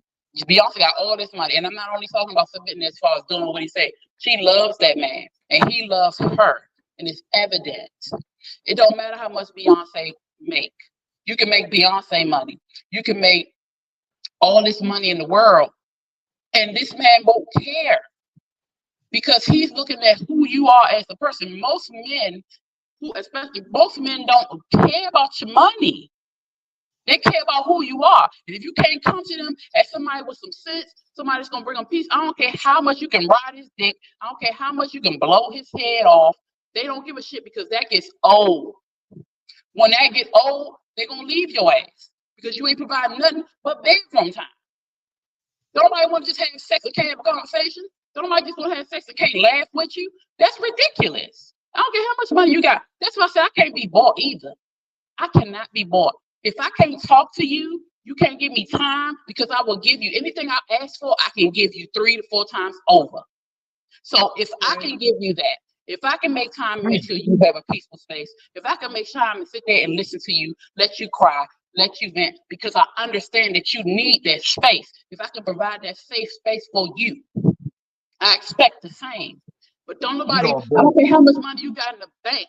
If you ain't right, if your personality, if your mind ain't right, if your heart ain't right, your spirit ain't right, you ain't shit. Damn. Don't be rich and be by yourself. Damn. Okay. You gonna build a nigga a man cave, ain't you? Just make sure he got his. I'm gonna have my cave too. Yeah, that makes sense. But sometimes we get linked up with the wrong type of people. Because I'm a good girl. Yeah. I even went to the strip club with my man and let him get lap dance and stuff. But I was linked up with a man when we was unevenly yoked. We was we was unevenly yoked, is what I'm saying. And then when he got and that's usually how I got everything, and he left me for a white girl. Well, okay, but the thing is, that white girl, Kanye, that white girl at that. He left me because he said my butt wasn't big enough. Nigga, you knew how big my because he was a child. Because he was a child. That's why. Yes, a grown-ass child. Look. All that child, he can be a grown-ass man. You know what I mean? He can be any all that. You just wasn't the one. That's all. No, I was the one for 10 years. I was the one that hold him down. I was that one that you know. Okay, hold on. Let's be honest. Sometimes it be like that. You mess with a nigga. Let me take my feelings out of this because I feel some kind of way. Please do, because niggas deal with this shit not just with women, but with dudes too. Yeah. Because we be on the streets too, and we fuck with niggas all day, all night for a whole childhood, all through middle school, high school, get money together. As soon as something busts off, he telling on you. So stop. Yep. Jojo. We're getting betrayed. We getting at both ends. So it's about knowing what you want, and when it ain't the one, get out your feelings. You better get your senses and your detectives on quick then. You know what I'm saying? Yeah, Figure but shit out. some people are Look, sneaky. No, but you Like, know what, JoJo? Hold on, that Joe. could have been her Reese, too, though. That could have been you too, though, girl. Reese, It's not all listen. huh? Sometimes, and a lot of times, we stay in situations because we think we can change that person, or we Hello. think that they love us enough to change. No, you can only change yourself. And I'm pretty sure Exactly. you saw all the signs in them 10 years to leave, but you did not leave because you wanted to You stay. know, I I'm gonna be know. honest. Can y'all handle some little honesty? I'm gonna be honest, right? I'm gonna be honest, right? He's Can backing y'all it handle out. the honesty? I was dealing with dude because I thought he was safe. He was a little ugly. You know, Misha said he from the Lost Tribe of Shadudu or whatever, but I liked him for him, and I started dating him. It took a long time. That was But your and fault. I said, oh, he That's will your be fault. safe. That you That's right, your it's my fault. fault because I Yeah, thought I was because being safe. no, fuck being safe. Man, You thought ugly ain't people nobody. get You more thought. dangling You coochie thought. than you ever know. No, you thought. You're right. I said, oh, he ain't gonna cheat. I trust You thought. him. No, you thought And ain't nobody then else he want was that nigga. playing me That's like what a you fiddle thought. the whole Well, time. nah, it's The a only lot person You I thought of people couldn't she trust killing thought was ain't my themselves, nobody else man. They grandmother. ain't got nobody. My grandmother said you can't trust that nigga because you can't hear him when he walk. He was a Muslim, and my grandmother said he stole the fat back out the freezer. She was like, that nigga stole the fat back out the freezer. I said, Grandma, what you talking about? He a Muslim. He don't Oh, even eat pork and beef. She said, that I nigga will. stole the, you know, only my granny, rest in peace, Okay. Grandma Sally. She from the day up, You know, and had grandma my son writing hate letters, something. I don't like you, get out. You should listen to grandma. Okay. I have Tell a her, question for You you. thought ain't nobody. I have a yes. question for you. When do you know you supposed to go further with the person, like making love She don't. or sex, She don't. or when do you know? Because When we waited months before we got intimate. It was like 6 months, and he was like, I didn't think you liked me, but I got like we had the music in common. We laughed like Louisa said. We had all the other stuff, but he was building a house so he could run there. He was building a shelter for him so he could tear it down. Like I was the dumb one because I was like he was humble. He was soft spoken. He didn't make eye contact. I thought he was nervous and shy. Okay, I have He another was question. criminal. I have another question. When do you know when to help? If they don't have a car or they need help with their resume or getting a job, when I do had you? fun with all of that, Kiani. I didn't know. But when? 3 months, 2 months, 30 days, 3 weeks, 6 years? Can I ask something? Can I ask Okay. y'all something? Do y'all know how to feel shit? Do you ever know how to step outside of your gushy, mushy ass self and feel some real shit? Do you know when you feeling niggas, you feel something ain't right? Or you feel that this bitch ain't really the one, but I'm gonna go ahead and ride it out for a minute. Come on, yo. Y'all No, been I trying didn't not feel to that We at know the first. truth. We know the truth, JoJo. We do. You know, I was I know, because I goofed. know. Like, Because ooh. I know. Shit. And then I'm a nigga was- and I it- know. So I know you girls know with your motherfucking self. It's just that y'all I was emotions green. are You first. don't know. I was green. I was ignorant to certain hustle games. I was You so emotional. But you had feelings and you had signs and you ignored them because you thought he was safe. Right. It's a personal thing that you I have to let my stop. guard We down got to because I start thought he taking was people safe. for who they are and stop trying to make them who we want them to be. He I was scared because ugly. with the pretty boys, like He was JoJo and ugly. Keanu, with the pretty niggas, you on your guard. You be like, oh yeah, he gonna try to kick game. He gonna He try was to do this. He gonna try to do that. You ain't But think with this nobody else one, wanted him. he came in a different way. He came meek, soft spoken. It was something I wasn't used to. He was kicking the ugly same niggas game, but do. had a different package. That's how I got caught up. It was the same game that JoJo was kicking, but because Keanu was speaking differently, I thought he was different. But Keanu and JoJo were kicking the same game. He was just saying it in a different way. And that's how I learned. I'm like, you got to learn the game. But it First of wasn't all, him, you got to though. learn It what's wasn't game. And I him. didn't know. I didn't You know still what's game. ducking. You still ducking responsibility. You still ducking responsibility. It was not Well, see, him. that's why I asked. That's why I asked. Cause listen, When do you go to church with that person? When you start praying with the person? When you start making love with the person? 2 months, 3 months? When you start helping each other out, growing? You know, is it 6 months? You know, It's no time limit. I don't know. It takes time. You're supposed to grow together the entire time, especially if in the beginning. That's the problem. We don't sit and have these tough conversations. What do you want out of this? Are we just fucking, or do you see something after that? well, you never know. You never know. You can go 2 years with that person. They call you every day. They text you, but they're not helping you out. You help them out, but they're not helping you out. So, like I say, when do you know? You see what I'm saying? Because we all been with somebody and we helped them out, and they helped us out. But then a conversation could went sour. It could have been over Cash App. It could have been over their girlfriend or their or his male friend, you know, or their cousin didn't like him or their mama. So, like I said, when do you end it, or how do you know to go further? Can I say that we were taught in this manner to don't trust nobody, come in with your guards up, and that is totally the opposite of what you're supposed to do when you're looking for something real. That's true, Jojo. You know That's what true. I'm saying? You got to come in, trust them until they betray the trust, until they make you think, damn, this nigga ain't making no moves. He ain't trying to make a move. He's been here for 6 months. He ain't even really look for a job. He eat every day. He do this and that. But you know what I'm saying? So that's on us. No, but that's true. That's true, and that's why I think that's why I be so upset sometimes, because everybody gets a clean slate with me. Everybody, friends, family, intimate partner. You get a clean slate with me because I want a clean slate. Again, I treat people the way I wish to be treated. So I'm not going to come in with the bull crap from my past relationship and put it on you because that's not fair. You didn't do it.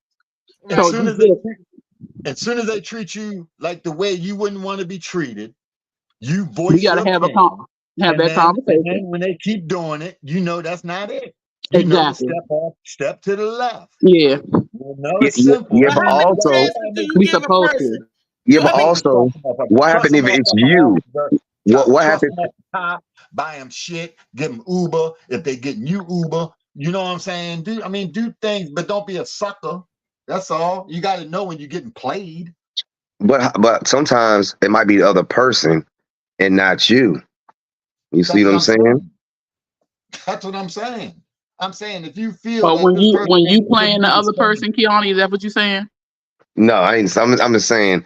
Say I'm with somebody, right, and we doing stuff for each other. Everything's getting along, and then something happens.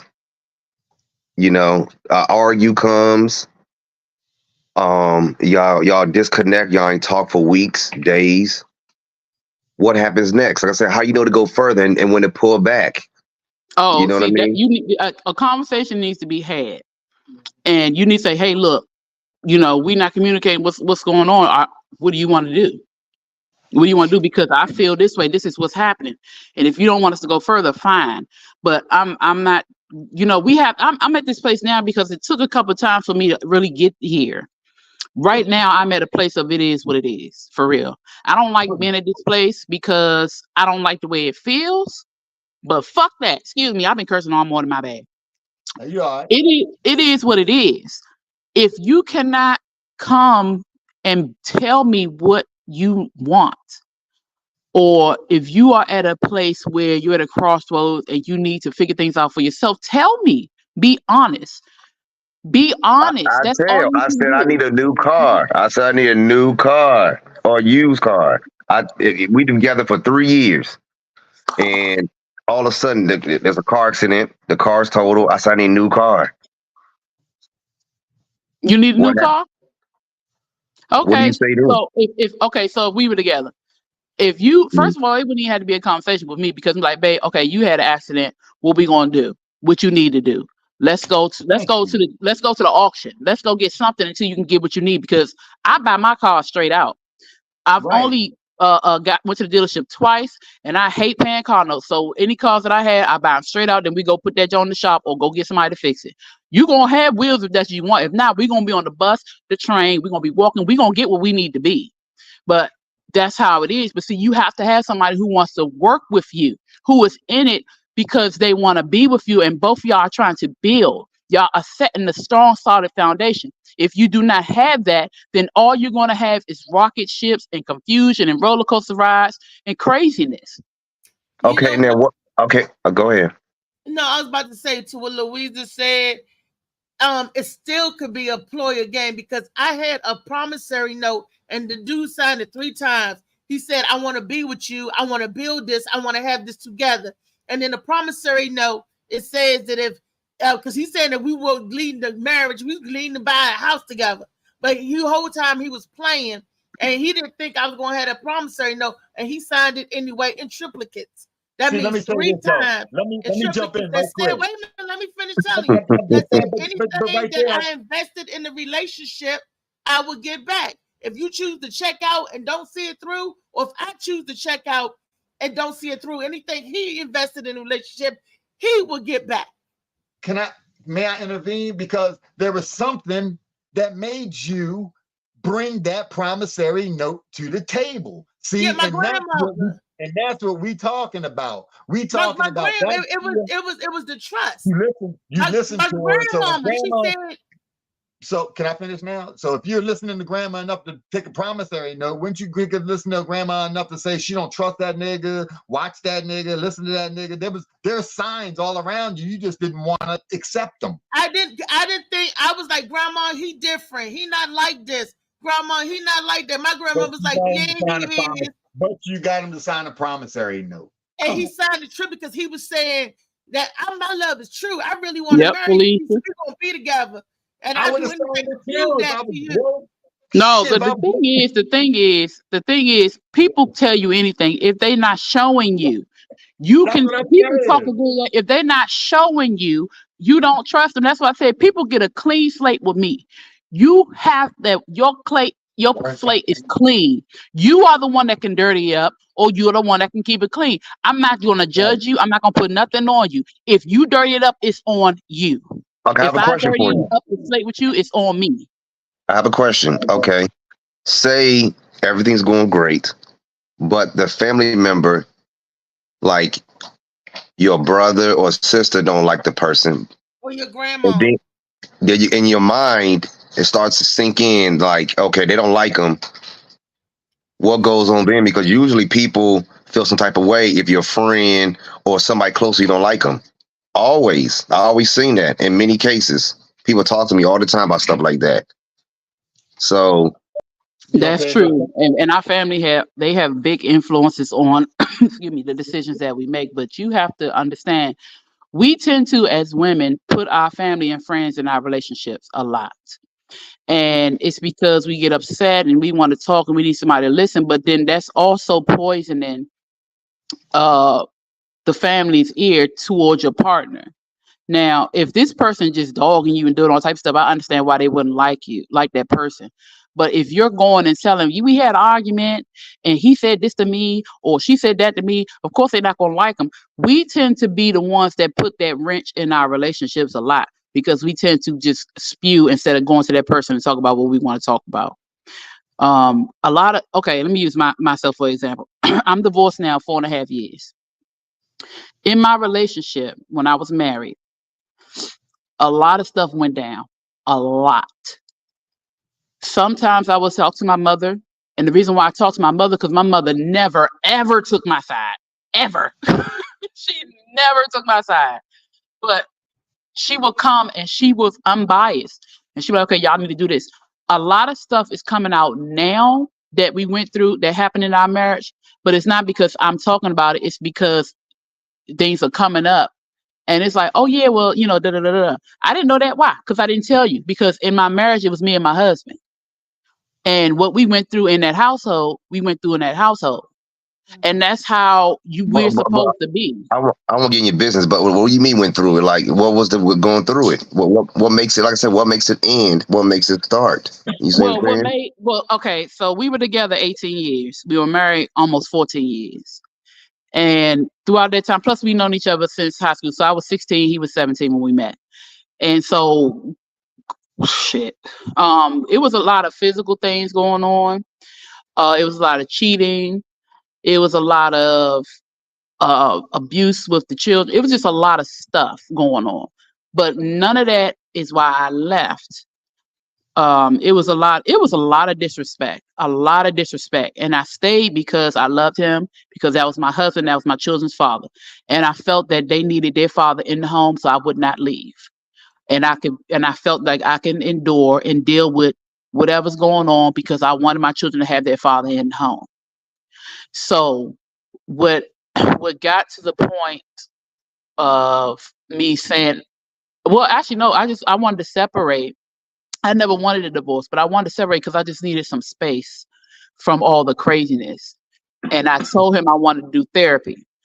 He didn't want to do therapy. And he accused me of fooling with another man because I wanted us to take some time to get ourselves together. That was step one.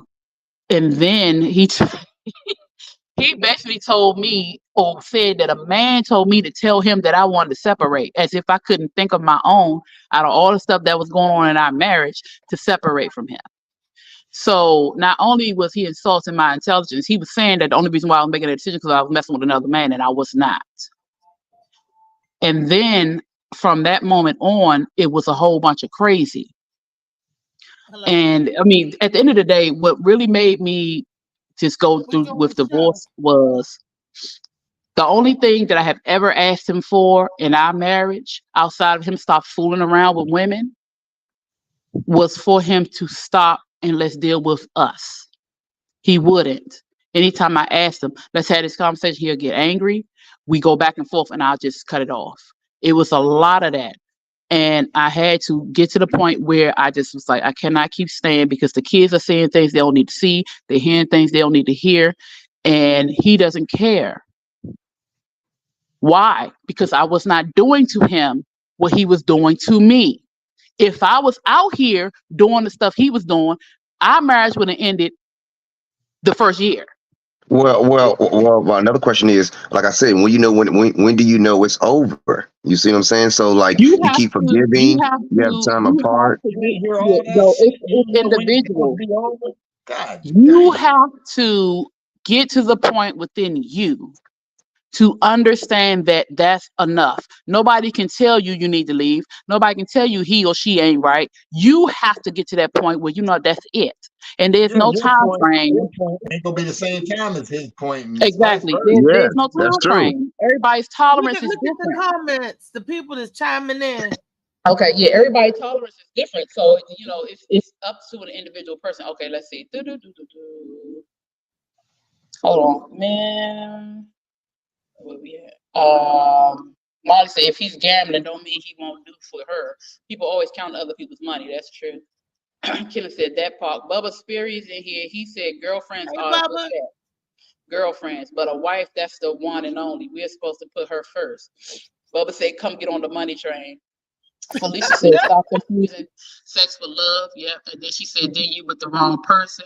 Kenneth said, we ain't sugar honey iced tea if we ain't working or got the money, doing home improvement and work, etc. To a lot of people, yeah, that's what I'm saying, because we're taught that a man's supposed to do certain things. He said mental stimulation and spiritual stimulation is what I'm looking for. Right. That's what I'm saying. Eric Wilkins here, he said all the man asks is respect. That's true. I want mental, physical, and spiritual. I want it all. I want the Trinity. Physical is a given, though. My relationship gotta be a Trinity. See, and that's what y'all gotta demand. Y'all gotta want the mental, y'all gotta want the spiritual, and y'all gotta go out there and do some shit together besides go to fucking McDonald's and Burger King. You know what I'm saying? I'm talking about taking walks in the morning. I'm not talking about walks that always have to be talking walk. I'm talking about putting some work in. You know what I'm saying? Like it's a whole Trinity, and that's where a relationship has to be at. It has to be in the Trinity. And if somebody is not working, I mean, everybody's slacking in one of the Trinities. I mean, some people can, you know what I'm saying, be stronger spiritual and physical. They're not as good. Oh, I got this wrong with me. I can't do this. I can't do that. Instead of just doing what the fuck you can. You know what I'm saying? Everybody got something they got to work on. So understanding that your person that you calling your partner is working on that. You got a chance. But if they're not working on it and they faking the funk, and they like, yeah, I'm gonna work out with you, but you going out 5 hours a day, or yeah, I'm going to church, and the other one ain't, but you know what I'm saying, he ain't got no spiritual, and that's really important to you to have that, then it ain't gonna work. And you gotta, so when you see it, don't be scared to pull off, because niggas scared to be alone. Niggas scared to be lonely. Niggas scared to be alone. Yeah. You know what I'm saying? And ain't nothing wrong being alone, because that's when you start looking at yourself, and that's when the greatest love starts to grow. And when you get that love right, then you might can get in a relationship with somebody else, and you can love your motherfucking self. And that's why you could be celibate for 2 years and it don't bother you. And that's why I say thank you. Hold fast. Hold on now. Hold on. That's gonna bother me. Let me go finish read. Can I say thank you to the penitentiary for slowing me down and allowing me to slow down in life and saving your life. Yeah, nigga, being able to sit down and read them books. I didn't want to read in school, but when I went to the pen, I wanted to read like a motherfucker. You know, sitting on your butt. And read the thank you, penitentiary. Thank you, Baltimore City, DC, the feds. I thank all y'all bits for holding me down and making me stay as long as I needed to stay. You know what I'm saying? Until I got my shit where I could survive out here taking breaths and not survive in the dirt. You know what I mean? Yes. And I'm most grateful for you, because you watching Bubba Draws. Was you in there watching Bubba Draws? Nah, yeah, you know daggone well. I ain't watching I might get a nigga to wash mine. I might get a nigga to wash mine, though. You know, shit. Well, I'm gonna say, you looking like an indigenous person today. Hey, no, you can't. He ain't an indigenous person. Go ahead. I'm sorry, Weezy. Go ahead. We're all indigenous to this land, most of us. No, I was gonna say to JoJo that I appreciate you coming and sharing your story, and also being a light to other people who can't see. It's important that you were able to go in there and see yourself. And so I appreciate you, and I want to thank you for sharing your story, because a lot of people are scared to tell it, you know. So keep telling people stuff, keep being that light for everybody who just don't know or just doesn't understand that you can live outside of the pen. So that's really you can make it. You can. It's hard now. They set it up for you to mess up now. They don't want you to make it. They don't want you to make it. Trust me. You know what I mean? Go back. But because they want the rotating door, and it's I can understand too. You know, if I was making money off them niggas too, I'd be like, hey, yo, we go another pack. Slavery. But we want to talk about that. Finish reading the comments, Louis. Okay. Let's see where we at. Felicia had me cracking. She's on my bull for me getting into a relationship, and you talking about building a life with me. You're going to have to prove to me that you are ready to go down that road. Yep. She said, first of all, if we've been together for 3 years, you will have the credit to go get you a car. I know that's right. Kenneth said, it seems like nobody nowadays wants to build together in relationships. Now, hold on. We have been taught as a people, especially women, that you are supposed, that struggle of, there's nothing wrong with helping someone build. There's nothing wrong with building with the person. But like JoJo said, if you don't see them trying to improve, if you don't see them trying to do better, if they just all talk and no action, no. Don't sit there and wait. And that goes for a woman too, because women can talk game too. And just sit there and not do anything. No, if you don't see her moving, if you don't see her doing anything, even if it's not her trying to be an entrepreneur or something, if she can't help you in the house, if she can't help you budget your money, if she can't help you chill out, if she can't come to you, baby, I see you tense. Come on, let's go. Let's take a walk. Or like JoJo said, hey, let me run you some water. You want what you want to eat? You know, it's we provide more than just coochie. You need to be able to provide mind, a conversation, education, something. You need to be able to provide a space of peace. And this goes for both people, but because we as women were created to nurture and teach, we need to tap into that part of ourselves and nurture and teach. And that doesn't mean that you're raising this man, because this man is grown. But if he's your man, you need to treat him like he's your man. And if she's your woman, you need to treat her like she's your woman and stop acting like the whole society is right. This is why can't nobody get it right now. It's like Kenneth said, don't nobody want to have a foundation or want to build them, because in society, everybody out here for what? For me. They don't know nobody's favorite color. They don't know what they like to eat. They don't know nothing. The simple things are what's more important. Everybody want to be big. The little things are what make the heart grow. Baby, I was in this store and I saw this little scarf and I noticed your favorite color. I wanted to give it to you. Oh, thank you so much. Baby, I was out here and I remember you telling me that you tore your favorite socks. I found you another pair of them same socks. Babe, look. You're thinking of your partner. You care. I did that all the time. I did it all the time. I'd be at the 7-Eleven and stuff, and I'd be like, "Oh, give me a pack of them Trojans." And I'd come home and I'd be like, "Baby, you know what? I'm gonna fight you. I'm gonna fight you. I was thinking about you. I got these condoms, baby. I want to. But that's when you are catering into you loving it and you into your partner. You don't treat them as an afterthought or a second thought. Or you don't do nothing to try to get back. I knew people in a relationship where if the woman did something, look, I always say this. First time it's a mistake. The second time it's a pattern. Okay? No, and we all make mistakes. And we gotta learn to correct it, right? But you know what? It's a pattern. I made some patterns. You made some, but JoJo. That's what I'm saying. It shouldn't be like that. I know, some people in relationship, they like one partner, whether it's the man or the woman, want to go here and elevate, and the other partner is all lackadaisical and don't really want the relationship to elevate, and they're always doing sabotage. And why do we self-sabotage stuff? Are we taught that we don't deserve good things? We don't deserve this? Loving hip hop. That's why. Mm-hmm. Because of love and hip hop. Yeah. That's the example that are being set for women and men and society. But the thing is, I ain't never seen it, but I know these young kids do. Cruddy. These young kids watch. I have to get on my daughters about watching Crazy Mess because their aunts and them watch. I'm like, why are you watching that? You don't need to watch that ratchet shit. Because first and foremost, this is what I asked them. I said, do your mother act like that? I'm their mother. I said, do I act like that? No. So why are you watching that? Why are you watching it? That must be why it's so attractive. They do say that. You know what I'm saying? Because my grandparents, right? None of them ever cussed or smoked. Well, my grandmother might have smoked once before, but my grandfather didn't drink, never had it in the house or nothing. And guess what? All of his kids did. You know what I'm saying? They all that's what I'm thinking too because of this. Now I do curse. Y'all heard me. I go sense when I don't, and then I go when I do. I didn't start cursing. I think they don't see it, and they go, "Ooh, that's attractive." Yeah, that's true. They fighting. That's look, drama. You know, motherfuckers want drama. That's the thing these days. If it ain't no drama, it ain't no relationship. That's why my daughter always say, don't nobody want to be here. It's boring. I said, girl, I be having me a good time up in this house. What you talking about?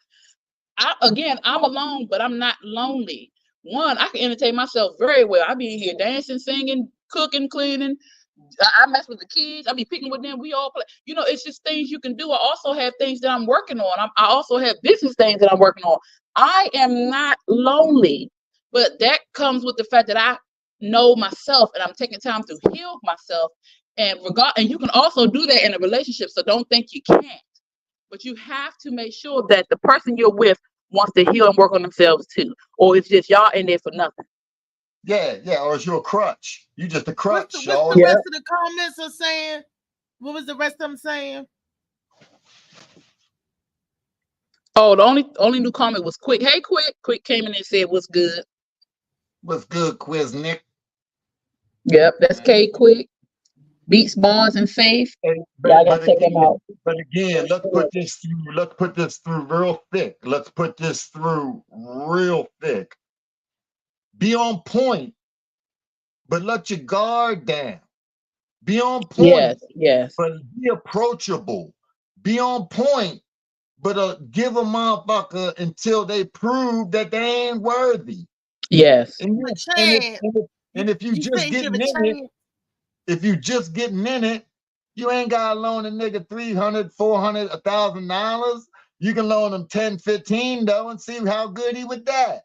I'm just saying, I mean, you know what I mean? Like, don't go outside the way you work. One thing we learned on the street was don't give out nothing that you can't afford to lose. Yep. I ain't even been on the street and I learned that. And I'm like that with my emotions and my heart. I can't afford to lose my heart no more. So I don't give it out like I used to be free. My aunt would tell you, I used to always think of the shit on TV, and that's how I thought the relationship is supposed to be. That's not correct. I was dumb as a box of rocks. That's not correct thinking, though. We are supposed to hold on. We supposed to freely give love, Reese. Now, wait a minute. You got to be careful who you give freely. Give love. You freely give acts of kindness. I can freely be kind to anybody. That's what I'm saying. You don't open the door, but when you talking about love in your heart, that's something different. I can freely be kind.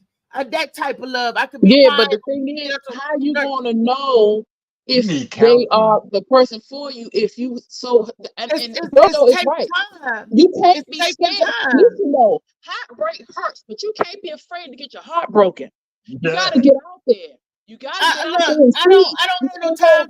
I don't have the patience, Louisa. Listen, listen what I'm saying to you. I don't understand. Listen, hold on, listen. Therapist. You don't know how to work a relationship muscle. Your relationship muscles aren't working because you're not out there working them. You don't know what you need. You don't know what you want. You know what you desire, but you can't go out there because one, we change every 7 to 10 years. We grow, we mature. Things happen in our life that change the way we think, things the way we feel, change the way we approach life spiritually. We have to continuously go out there. You can't be afraid to get hurt. I'm not afraid to go out there. Like this, for example, dude coming to me talking to me. Oh, I want to do this. I want to take you here, and there. So I'm like, okay, we could go out on a date, right? So we supposed to go out on a date Friday. Tuesday, you calling me. First of all, he said, I want to do this, I want to do that. You talking big, right? I ain't saying nothing. I'm like, okay. Tuesday, you call me. Can you send me some money for lunch? Because I ain't got no money for lunch. Oh, well, come over here and get this sandwich. Come over here and get this sandwich. Man, you would have broke me. You need if you that hungry, then you were the wrong way. If you need me to feed you a sandwich, my man, then I'm just saying. I'm just saying, like you just said, you talking big, and then you turn around and ask for a sandwich. You know what I'm saying? Brother man knew to even climb through a nigga window and go get one while they were asleep. You know what I mean? Like niggas took your own. Exactly. But they would be woke. But that's when you cut it out. That's and that's what I did. I didn't have any love or any love to give, no patience to play them games. And another thing, right? If I cut it loose, and it was like no love. I don't have time to play those kind of games. I know, but you opened yourself enough to go on the date. You know, that's what I'm saying. He opened it up. And he lied. You know, it's okay. So you found out early back. So I'm like, okay, next. What I'm saying, I'm opening up. I'm dating. Well, I'm not. I haven't been out on a successful date. But I'm trying to talk and look to cultivate chemistry enough that I want to even go out with the person. You see? And they be lying their little butts off and stuff. And I'm like, that's what it is. People portray an image that they really not, but that's not what it is. Everybody doing that. That's what I'm saying. You got to be on point. You got to see what's going on. I mean, you know, you don't need somebody else telling you everything. You know, you just open your shit up. And I saw what's going on. I saw he wanted a sandwich and some lunch money. And I'm like, that's okay. I'm not signed up for that. And sometimes people do that to test you. Kenneth said, oh, no man, nothing but the debt of love. Yep. Keone and Felicia said your love has to be earned. Keone, what you got to say about this, Keone? Because you done got in the car, For me, what is being earned? Because if I bring you flowers, open the car door for you, what else I need to do? Felicia. That is beautiful. That is what you're talking about. Stuff like that, Kiani, is beautiful. But then let's hold on, because if we say that men have to earn our love, don't we have to earn theirs? See, we can't be putting things out there that we don't expect to do in return. It don't You take can't a have lot, that expectation. brother. Y'all, it don't take a lot for y'all to do. All y'all gotta do is wash up. You know what I'm saying? That's all you really gotta do. Did he say just wash up? Smell good. That's all you really gotta do. It smells good. Kiani, I would love that. That's the Jojo, you know what? You need to stand in the corner right now. You so sweet. So how come you ain't gave me no flowers or open my door? They coming. Everything's coming all at once. See, you know what? Y'all crack me up. All at once. Everything's coming all at once. Oh my goodness. Give me some Reese's Pieces, okay? And Kiani's my manager, you know, and we strictly platonic, we strictly business friends. For those of y'all who think, oh, they screwing, they banging. For those of y'all, get your mind out the gutter. I'm not sleeping with JoJo. I'm not sleeping with Weezy. I'm not sleeping with Kiani. I'm not sleeping with Lee. Don't be lying to these people out here. I ain't sleeping with nobody. Hey, look, if I'm not sleeping anyway, I don't know who you be sleeping. I'm gonna hit it and split it. I'm gone. You know what I mean? He said, "Look, I ain't even gotta go to bed. We ain't even gotta go in the room. There ain't gonna be no sleep. When we sleep, you ain't sleeping with me for sure. Cause after I hit it, I'm gone. I like that, JoJo. Sometimes you do got to go home. I like that too. But you know what? Let me ask y'all a question. Let me ask Reese first. So, because of this situation, would you pay for some wang? Would I pay for the ding-a-ling? Yeah, would you? Because you know you tired of dealing with different ways. No, just straight out like dudes who pay that $40. Would you pay $40 for some slang? Who paid $40 for it? You know, like that's I never did. $40. I never did it. I never did. You know, like that. You know, get a hooker. But man, we okay with you do. I'm not going to remiss it. I'm not going to say yes or no because I might, if I like him enough, he's sexy enough, I might say here $40. No, it ain't got nothing to do with that. You need your back blown out. You ain't got time for the nonsense. But you know what? But for me, that's just going to be like exercise. It's not going to be no emotional connection or nothing. It's going to be just like working out at a gym. Well, you need some exercise, nigga. Get some exercise. It's just like working out at a gym. You know, you don't want any attachment, any commitments. Well, you don't want any of that. You could do that. I could pay for some things right now and to come over and give it to me. But I don't want that. Well, for me, I want somebody to pray with me too. I think when people start arguing, ain't no prayer no more. You know, I'm serious. When the argument comes, I want to stop and pray. When I'm mad, say, Kiani, calm down, baby. Rub my back. When you mad, I want to do the same thing. We in traffic, somebody cut you off, baby, calm down. It ain't nothing. Let's pray. So we're not doing the old things we used to do. You see what I'm saying? Where we argue, but we talk about it and make up, and it's logical. Yeah. You know, not one-sided. Everybody's open-minded. A relationship is nurturing. We're supposed to nurture. If I come over, wash your dishes, sweep the floor, it's nurturing. It's not a job. People think relationship is a job, and it's not. It's nurturing. It's really not. It's really not. I like a clean house, nigga. When I got my house clean. I like a clean house. Come on, can you come stay with me? Look, I like a clean house too. I need to finish cleaning right now for real. No, listen, I just need you to help me get a handle of things from when I was sick in the hospital. It's not dirty, it's cluttered. I got so much stuff. Help me organize and put my shit away. The Weezy tell you ain't gonna see no roaches or nothing like that. It ain't nasty. It's disorganized. So I need if you can help me organize my stuff. Come stay with me for a little while. Get to a good rotation of it. A click, you know, where I can manage everything myself. As I am now, not myself 10 years ago. Because a few years ago, before I got sick, I do all my shit by myself.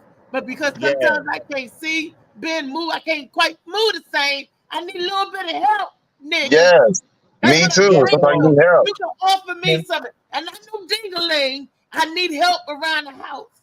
So I was I gonna need say, Help a good around the helpmate. house. I need a I good helpmate. And I will go out here and put these jokes on these stage and sling these jokes for you. I need somebody to help carry my books and shit that I'm selling and peddling. I need my partner out here. Can I get an amen? That's what I'm saying. What I need. I need Amen. help. And it ain't wrong to ask for help sometimes. Because No, sometimes we that's all what need no you help. but yeah. You want assistance. You need I need assistance, assistance. but that's not Yeah, what you need in a partner. that's That's the just what you business. need as a assistance. I need a business partner because as I grow, I'm gonna make sure my partner grows. No, you need an assistant. You talking about Karen? You need an assistant. What If you I need? get $1,000, they can how get many 300 of it. how many bedrooms you got? I got 2. Who's sleeping in the other one? My son. Oh fuck no. You ain't getting no help. Hold on. Kenneth said How old your son? Where?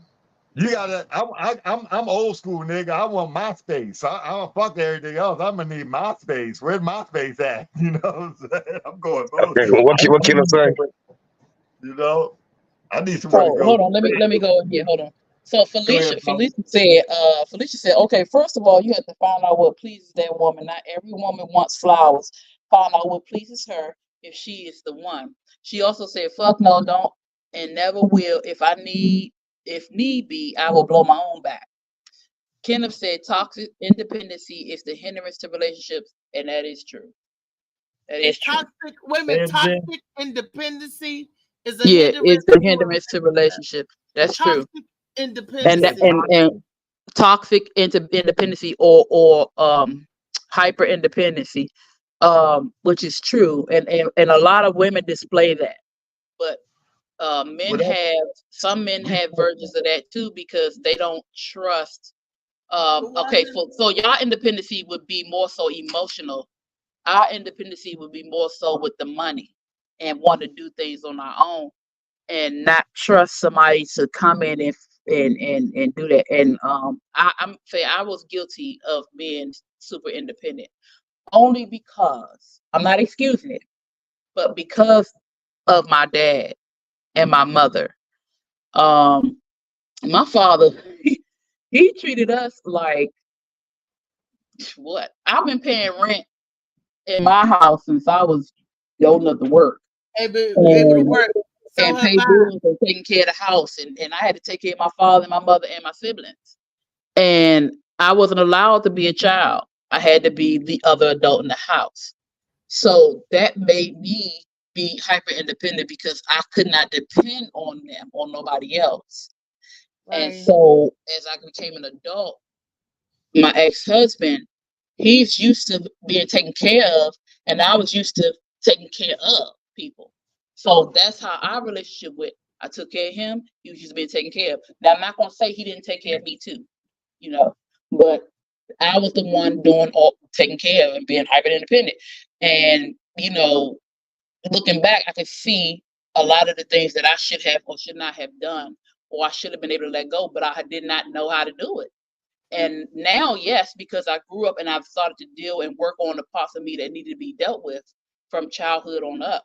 But during that relationship, no, I couldn't because he came in needing to be taken care of, and I came in needing to take care of somebody.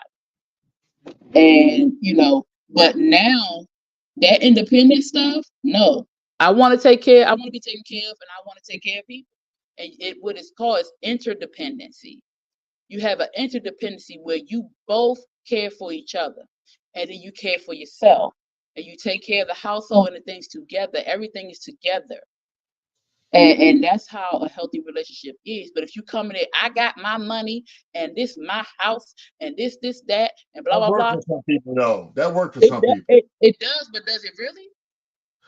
Hey, look, I seen it. I don't know. It wasn't for me, but yeah, you're right. Yeah, but it works because you know what you get out the deal, you get something else. They're not really happy together. They may be, but then it's always something that's gonna come up. It might work now, but later on, something's gonna come up.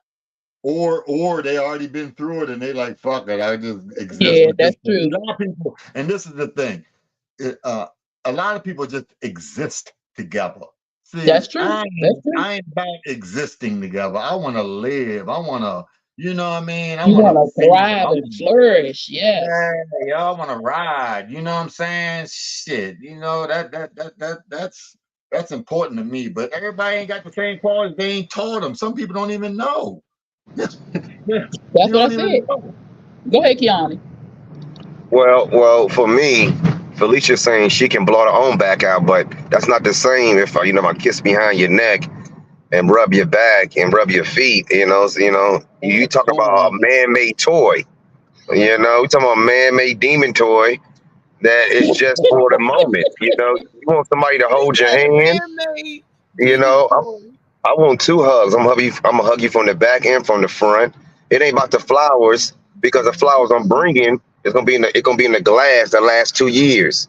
So I'm also gonna ask you what you want. I'm not just gonna bring you flowers and open the car door for you, or put gas in your car, or pray with you and the kids. The kids get toys every couple of weeks. Hey, look, hey yo, where you at, Kiani? How come you single?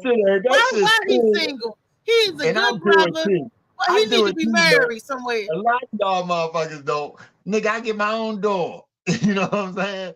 What you holding that for me for? Wait a minute, Felicia said something. Yeah, that's true. Felicia said, is it? Shit. Yeah, okay, so I'm sorry, JoJo, go ahead. Wait a minute, before Felicia said something, Kenny okay, said hold on. something. Before Felicia said something, Kenny said, toxicness, I don't need a man for anything but want the man's money. He also said they be like, with the thumbs up, the woman is the prize, as if the man can't or ain't a prize as well. Felicia said, everyone is not brought up the same way, so the life and values, if any, that you was brought up with plays a big part. It all depends on what a person wants for their life. That's true. And she said, okay, you're trying to build love. What Felicia say? Mine's froze up. You said okay, she said everyone is not. She said everyone is not brought up the same way, so the life and values, if any, that was brought up with plays a big part. It all depends on what a person wants for their life. She also said, okay, she told Kiani, you are trying to build love, not just have sex. Right. And that's true. That's why I gave the example of my situation. We were brought up totally different. But when you bring those 2 different upbringings in the house, and you try to implement those 2 upbringings and not create your own or heal from those, it doesn't work.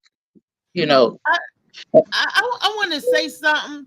I'm noticing Kenneth Clark, your conversation.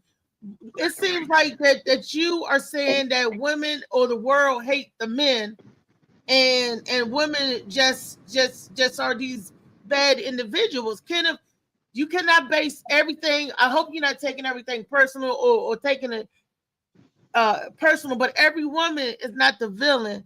And there's a lot of women who build up men, who love men, who are not toxic like that. There's a lot of women who the opposite happened to them.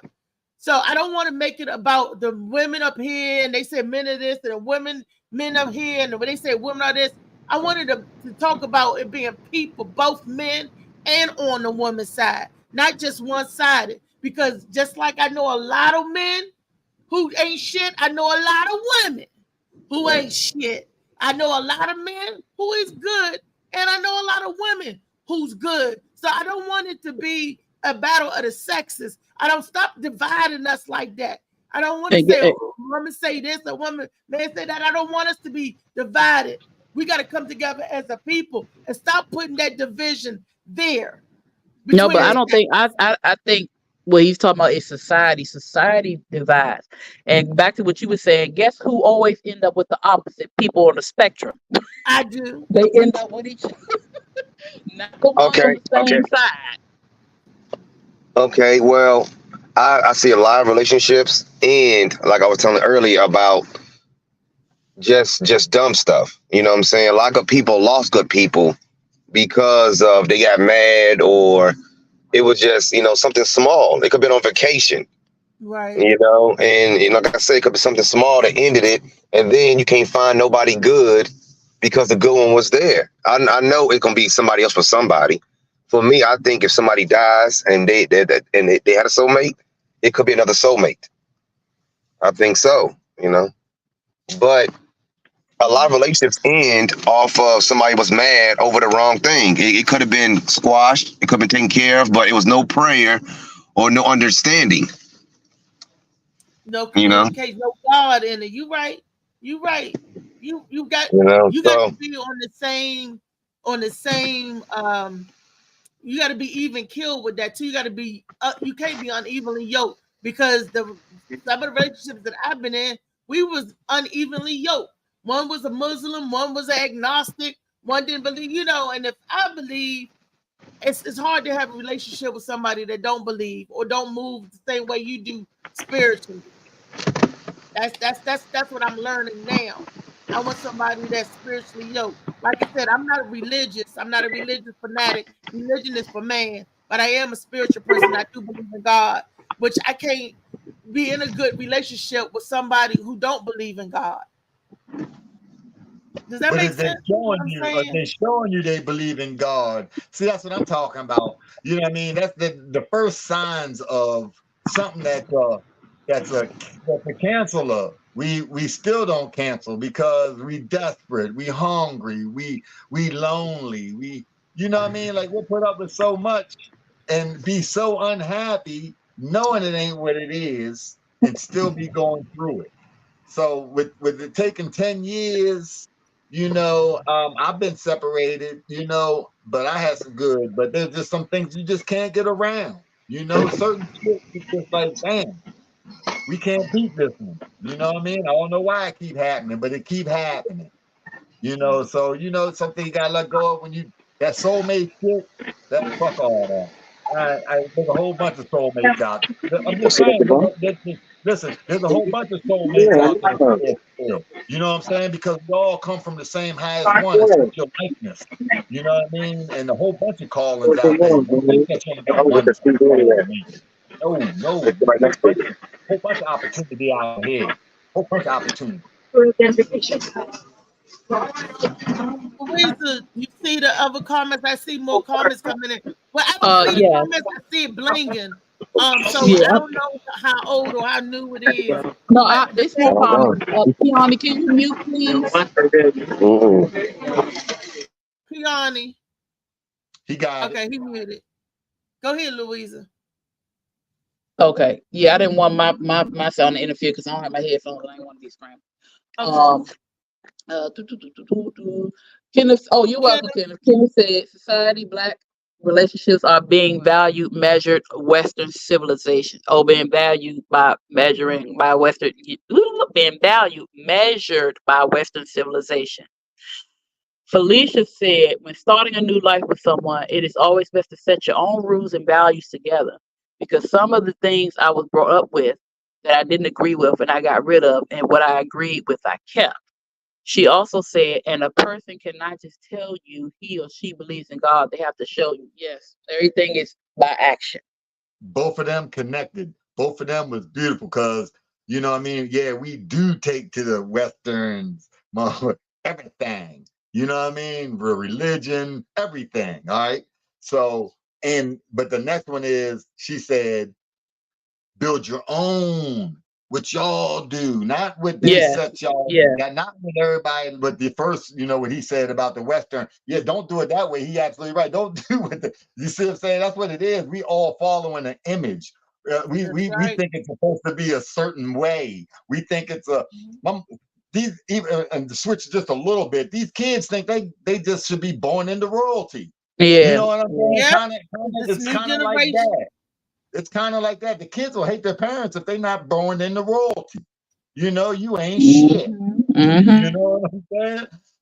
So you gotta make your own stuff. What do y'all like to do? How do y'all find that connection? You know what I mean? What do y'all want to build? What's your vision? What's your role? Maybe she don't see anything in your vision, but she has a role in your life. Maybe his vision is what's going to help you eat, and you just know a place, or maybe her vision is gonna. You got to know your place as the man. I mean, it's both ways. You know, It's it should be interchangeable. It should be interchangeable. But you got to create your. You got to know what you got to find the one and create the one that and find the one that clicks with your desires. Find that image. Picture your perfect man. Yeah, I mean, picture him. Picture him perfect and give him grace.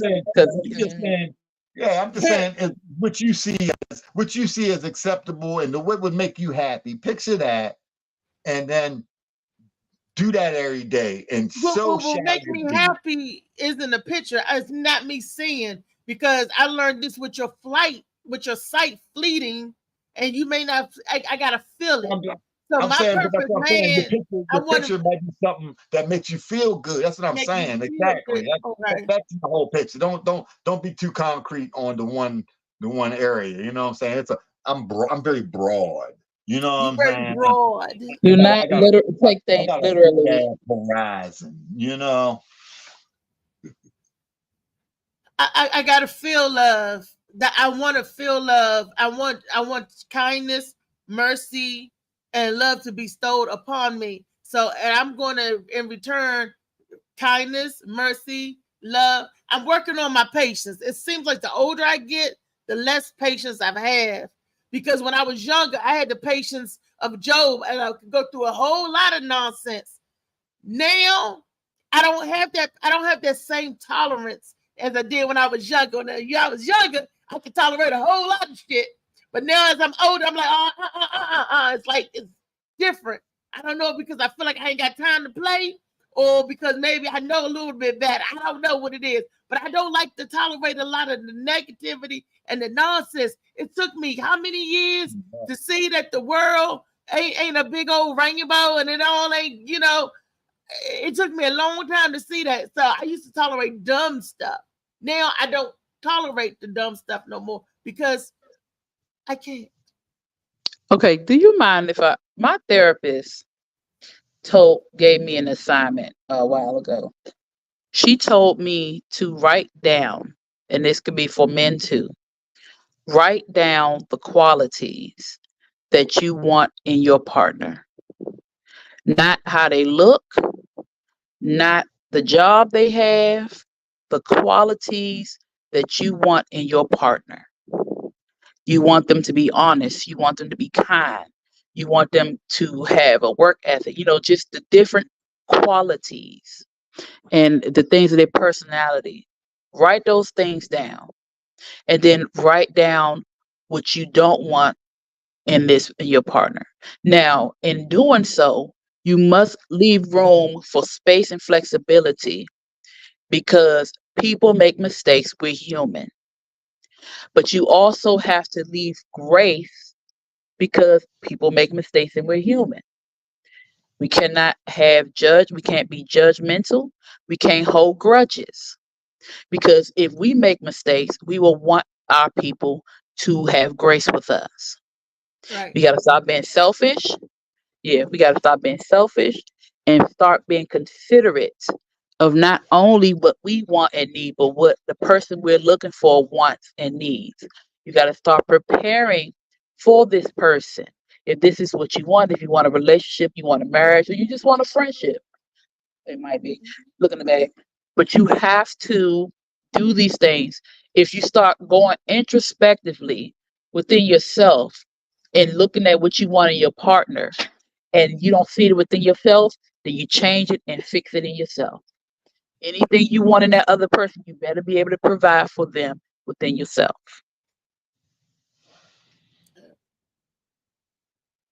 Sounds good to me. Look, and it's funny, as I got older, I'm the most, to me and to my friends and family, I'm the most givingest person that I know. But some men, only men have told me this, that I'm selfish. I haven't had a woman tell me that. Only a man told me, you know what, you selfish. Am I selfish? Might be. I was about to say, yeah, to them, yeah. And you know why you say only men? Because you have a distrust of them, and because you've been brokenhearted.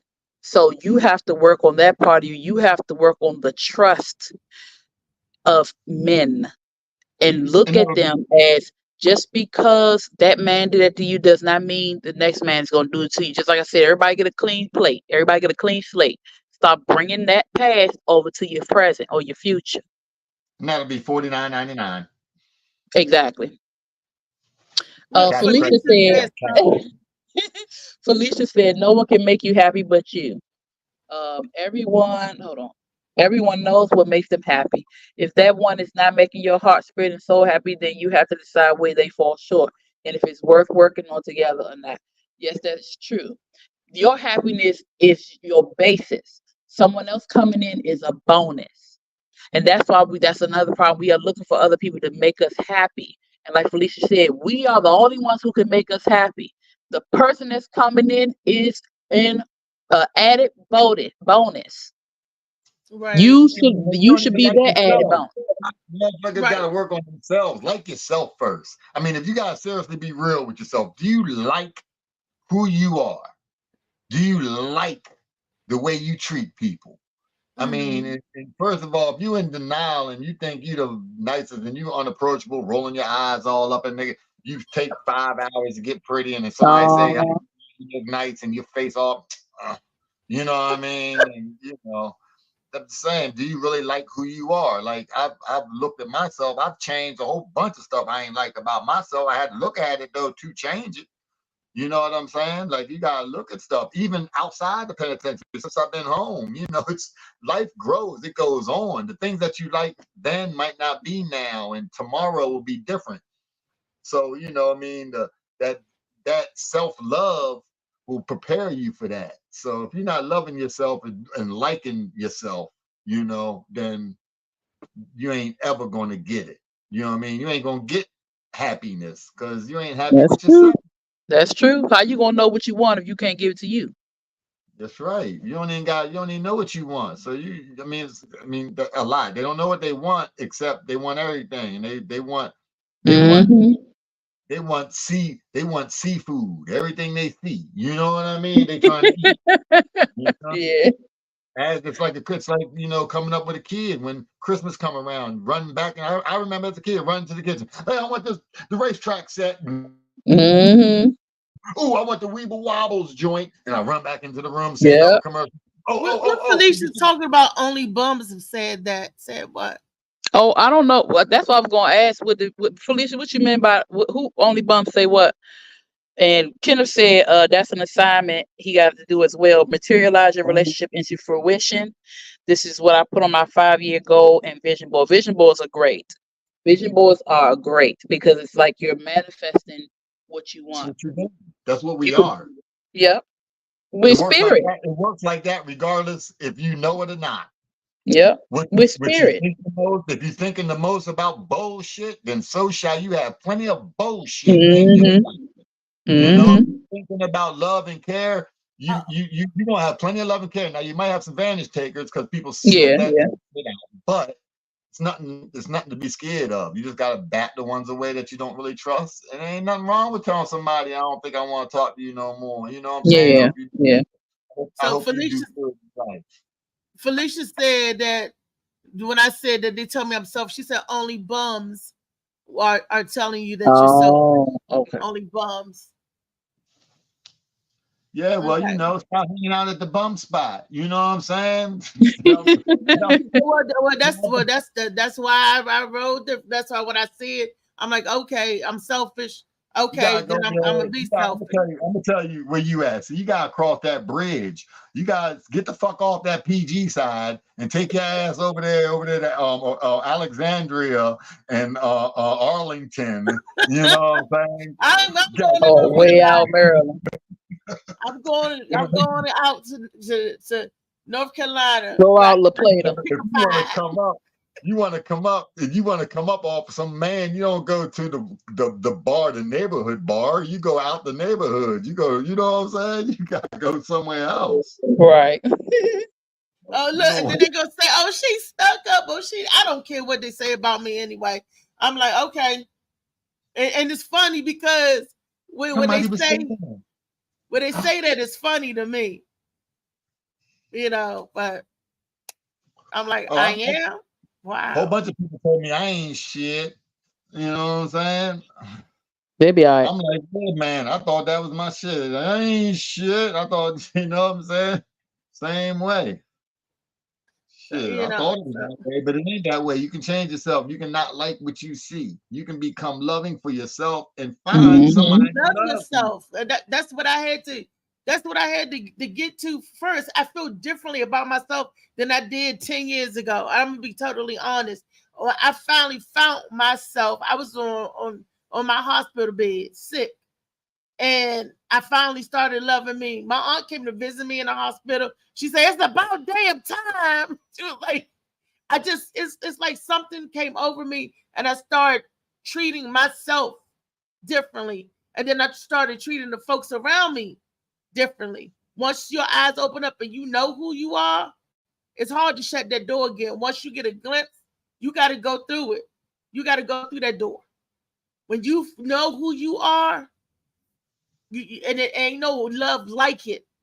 I never experienced a love like that, and I think, and that's to me the love that God put on me, gave me, and in me. So that's just me. I can't speak for everybody else. I know that's right, Felicia. Felicia said, "I love who I am. I love mankind and welcome everyone with open arms." Hey, but can a dude can talk you out of that though? You know what I'm saying? Because dudes is slick as a mother. Because I look back on myself. I'm gonna use myself as an example. For me, when I used to be out there, you know what I mean, telling the girl anything to get anything I was looking to get. You know what I'm saying? I liked the stuff that I didn't like. I went to movies that I never would have went to. You know what I'm saying? You know, I did a lot of shit I wouldn't do. Damn, I lost my train of thought. Sorry, come back to that. You were talking about the game. Oh yeah. So I would do that. So now I don't have that game. I you know what I'm saying? I can't spit a lot. I can't just tell a bitch, yeah, I work at federal, you know what I mean, exchange building or just some type of dumbass lie to get smooth with it. That's game, you know what I mean? Like, so I don't have that slick talk. If a bitch can't just accidentally have a conversation with me, then we probably ain't gonna talk, because I ain't got that. I might say, oh, how you doing, good morning, or something like that, but that's not usually a conversation opener. You know what I mean?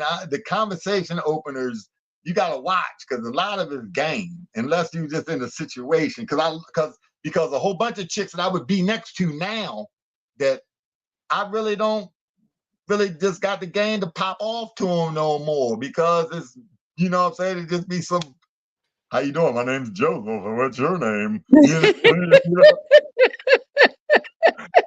Oh no. I don't got the jewels. I ain't doing the jewels no more. I'd rather keep my money, you know what I'm saying, than look pretty. Right. I'm just saying for me. So I don't have the game. You know, I can't sit over there and look sexy with my diamond ring on. You know what I'm saying? Sexy as I'm gonna get is just stay clean. They get fresh clothes. You know what I'm saying? Right. But anywho, I don't got the game. Talk a woman out of game. But once you know who you are, like, see, that's us getting older and maturing, Joe. See, that's you. You ain't got time for the old game. And me, I look, and I said I ain't got time for the old game. So we like get the same boat. Look, you ain't got time for the game. So look, we just looking at each other. I ain't got no pickup lines no more. You know what I'm saying? I ain't got no pickup lines. You really don't need any for real, because we look. Let me tell you something. If somebody coming to me with some pickup lines, I'm just gonna laugh. Talk to me. Just talk to me. You ain't gotta do all that. Right. And I used to want to laugh at them when I was using them. I used to want to laugh at them when I was using them. You know what I'm saying? Right. You're so silly. Right. And so I would just laugh. You know. And then once you find the love and the God in you, can't nobody talk you out of that, Joe. You can't talk a man out of it. You can't talk a woman out of it. Once you find the love that is you, can't no man talk you out of that. That's what Felicia just said. Felicia said, bull. Felicia said, bull. If you know the God in you, no one, and I mean no one can take that away. Amen. Yeah. That's what I'm saying. When you see that, you be like, oh wow, boom. A woman to that. Y'all thinking alike. I like it. And then we attract like-minded people. Like, it's not no mere coincidence that me and JoJo be like and talk, conversate to each other, or me and Weezy like conversating each other. We're attracting like-minded individual. We attract, like a moth to a flame or whatever. That's why she was saying the visual board and things like that. What you think the most of, that's why when you see somebody, let's just use some of the big examples, Jay-Z, Biggie, Tupac stayed in that booth, nickel. You know what I'm saying? Because I'm just saying that he stayed right before he got to that booth. So when he got to that booth, he knew what he was doing. He took every level. That's what he was thinking about. That's what he wanted the most. And that's what driven him. And that's why they make it, because they had the action to go with that thought and that drive to push him out to that action. You know what I'm saying? See, we all capable. It's just, do we have the actions that go along with it, the desire, the personality, the freeness and the knowing thyself enough. Them niggas knew themselves a long time ago. Jay-Z, you know what I'm saying? Another big one. I mean, they would, that's all they thought about.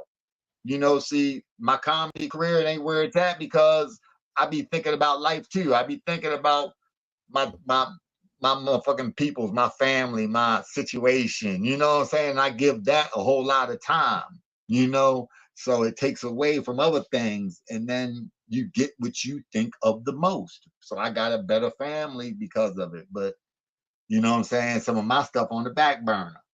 That's just the way it goes. And once you understand that, then you can choose and pick and desire and push towards what you want the most.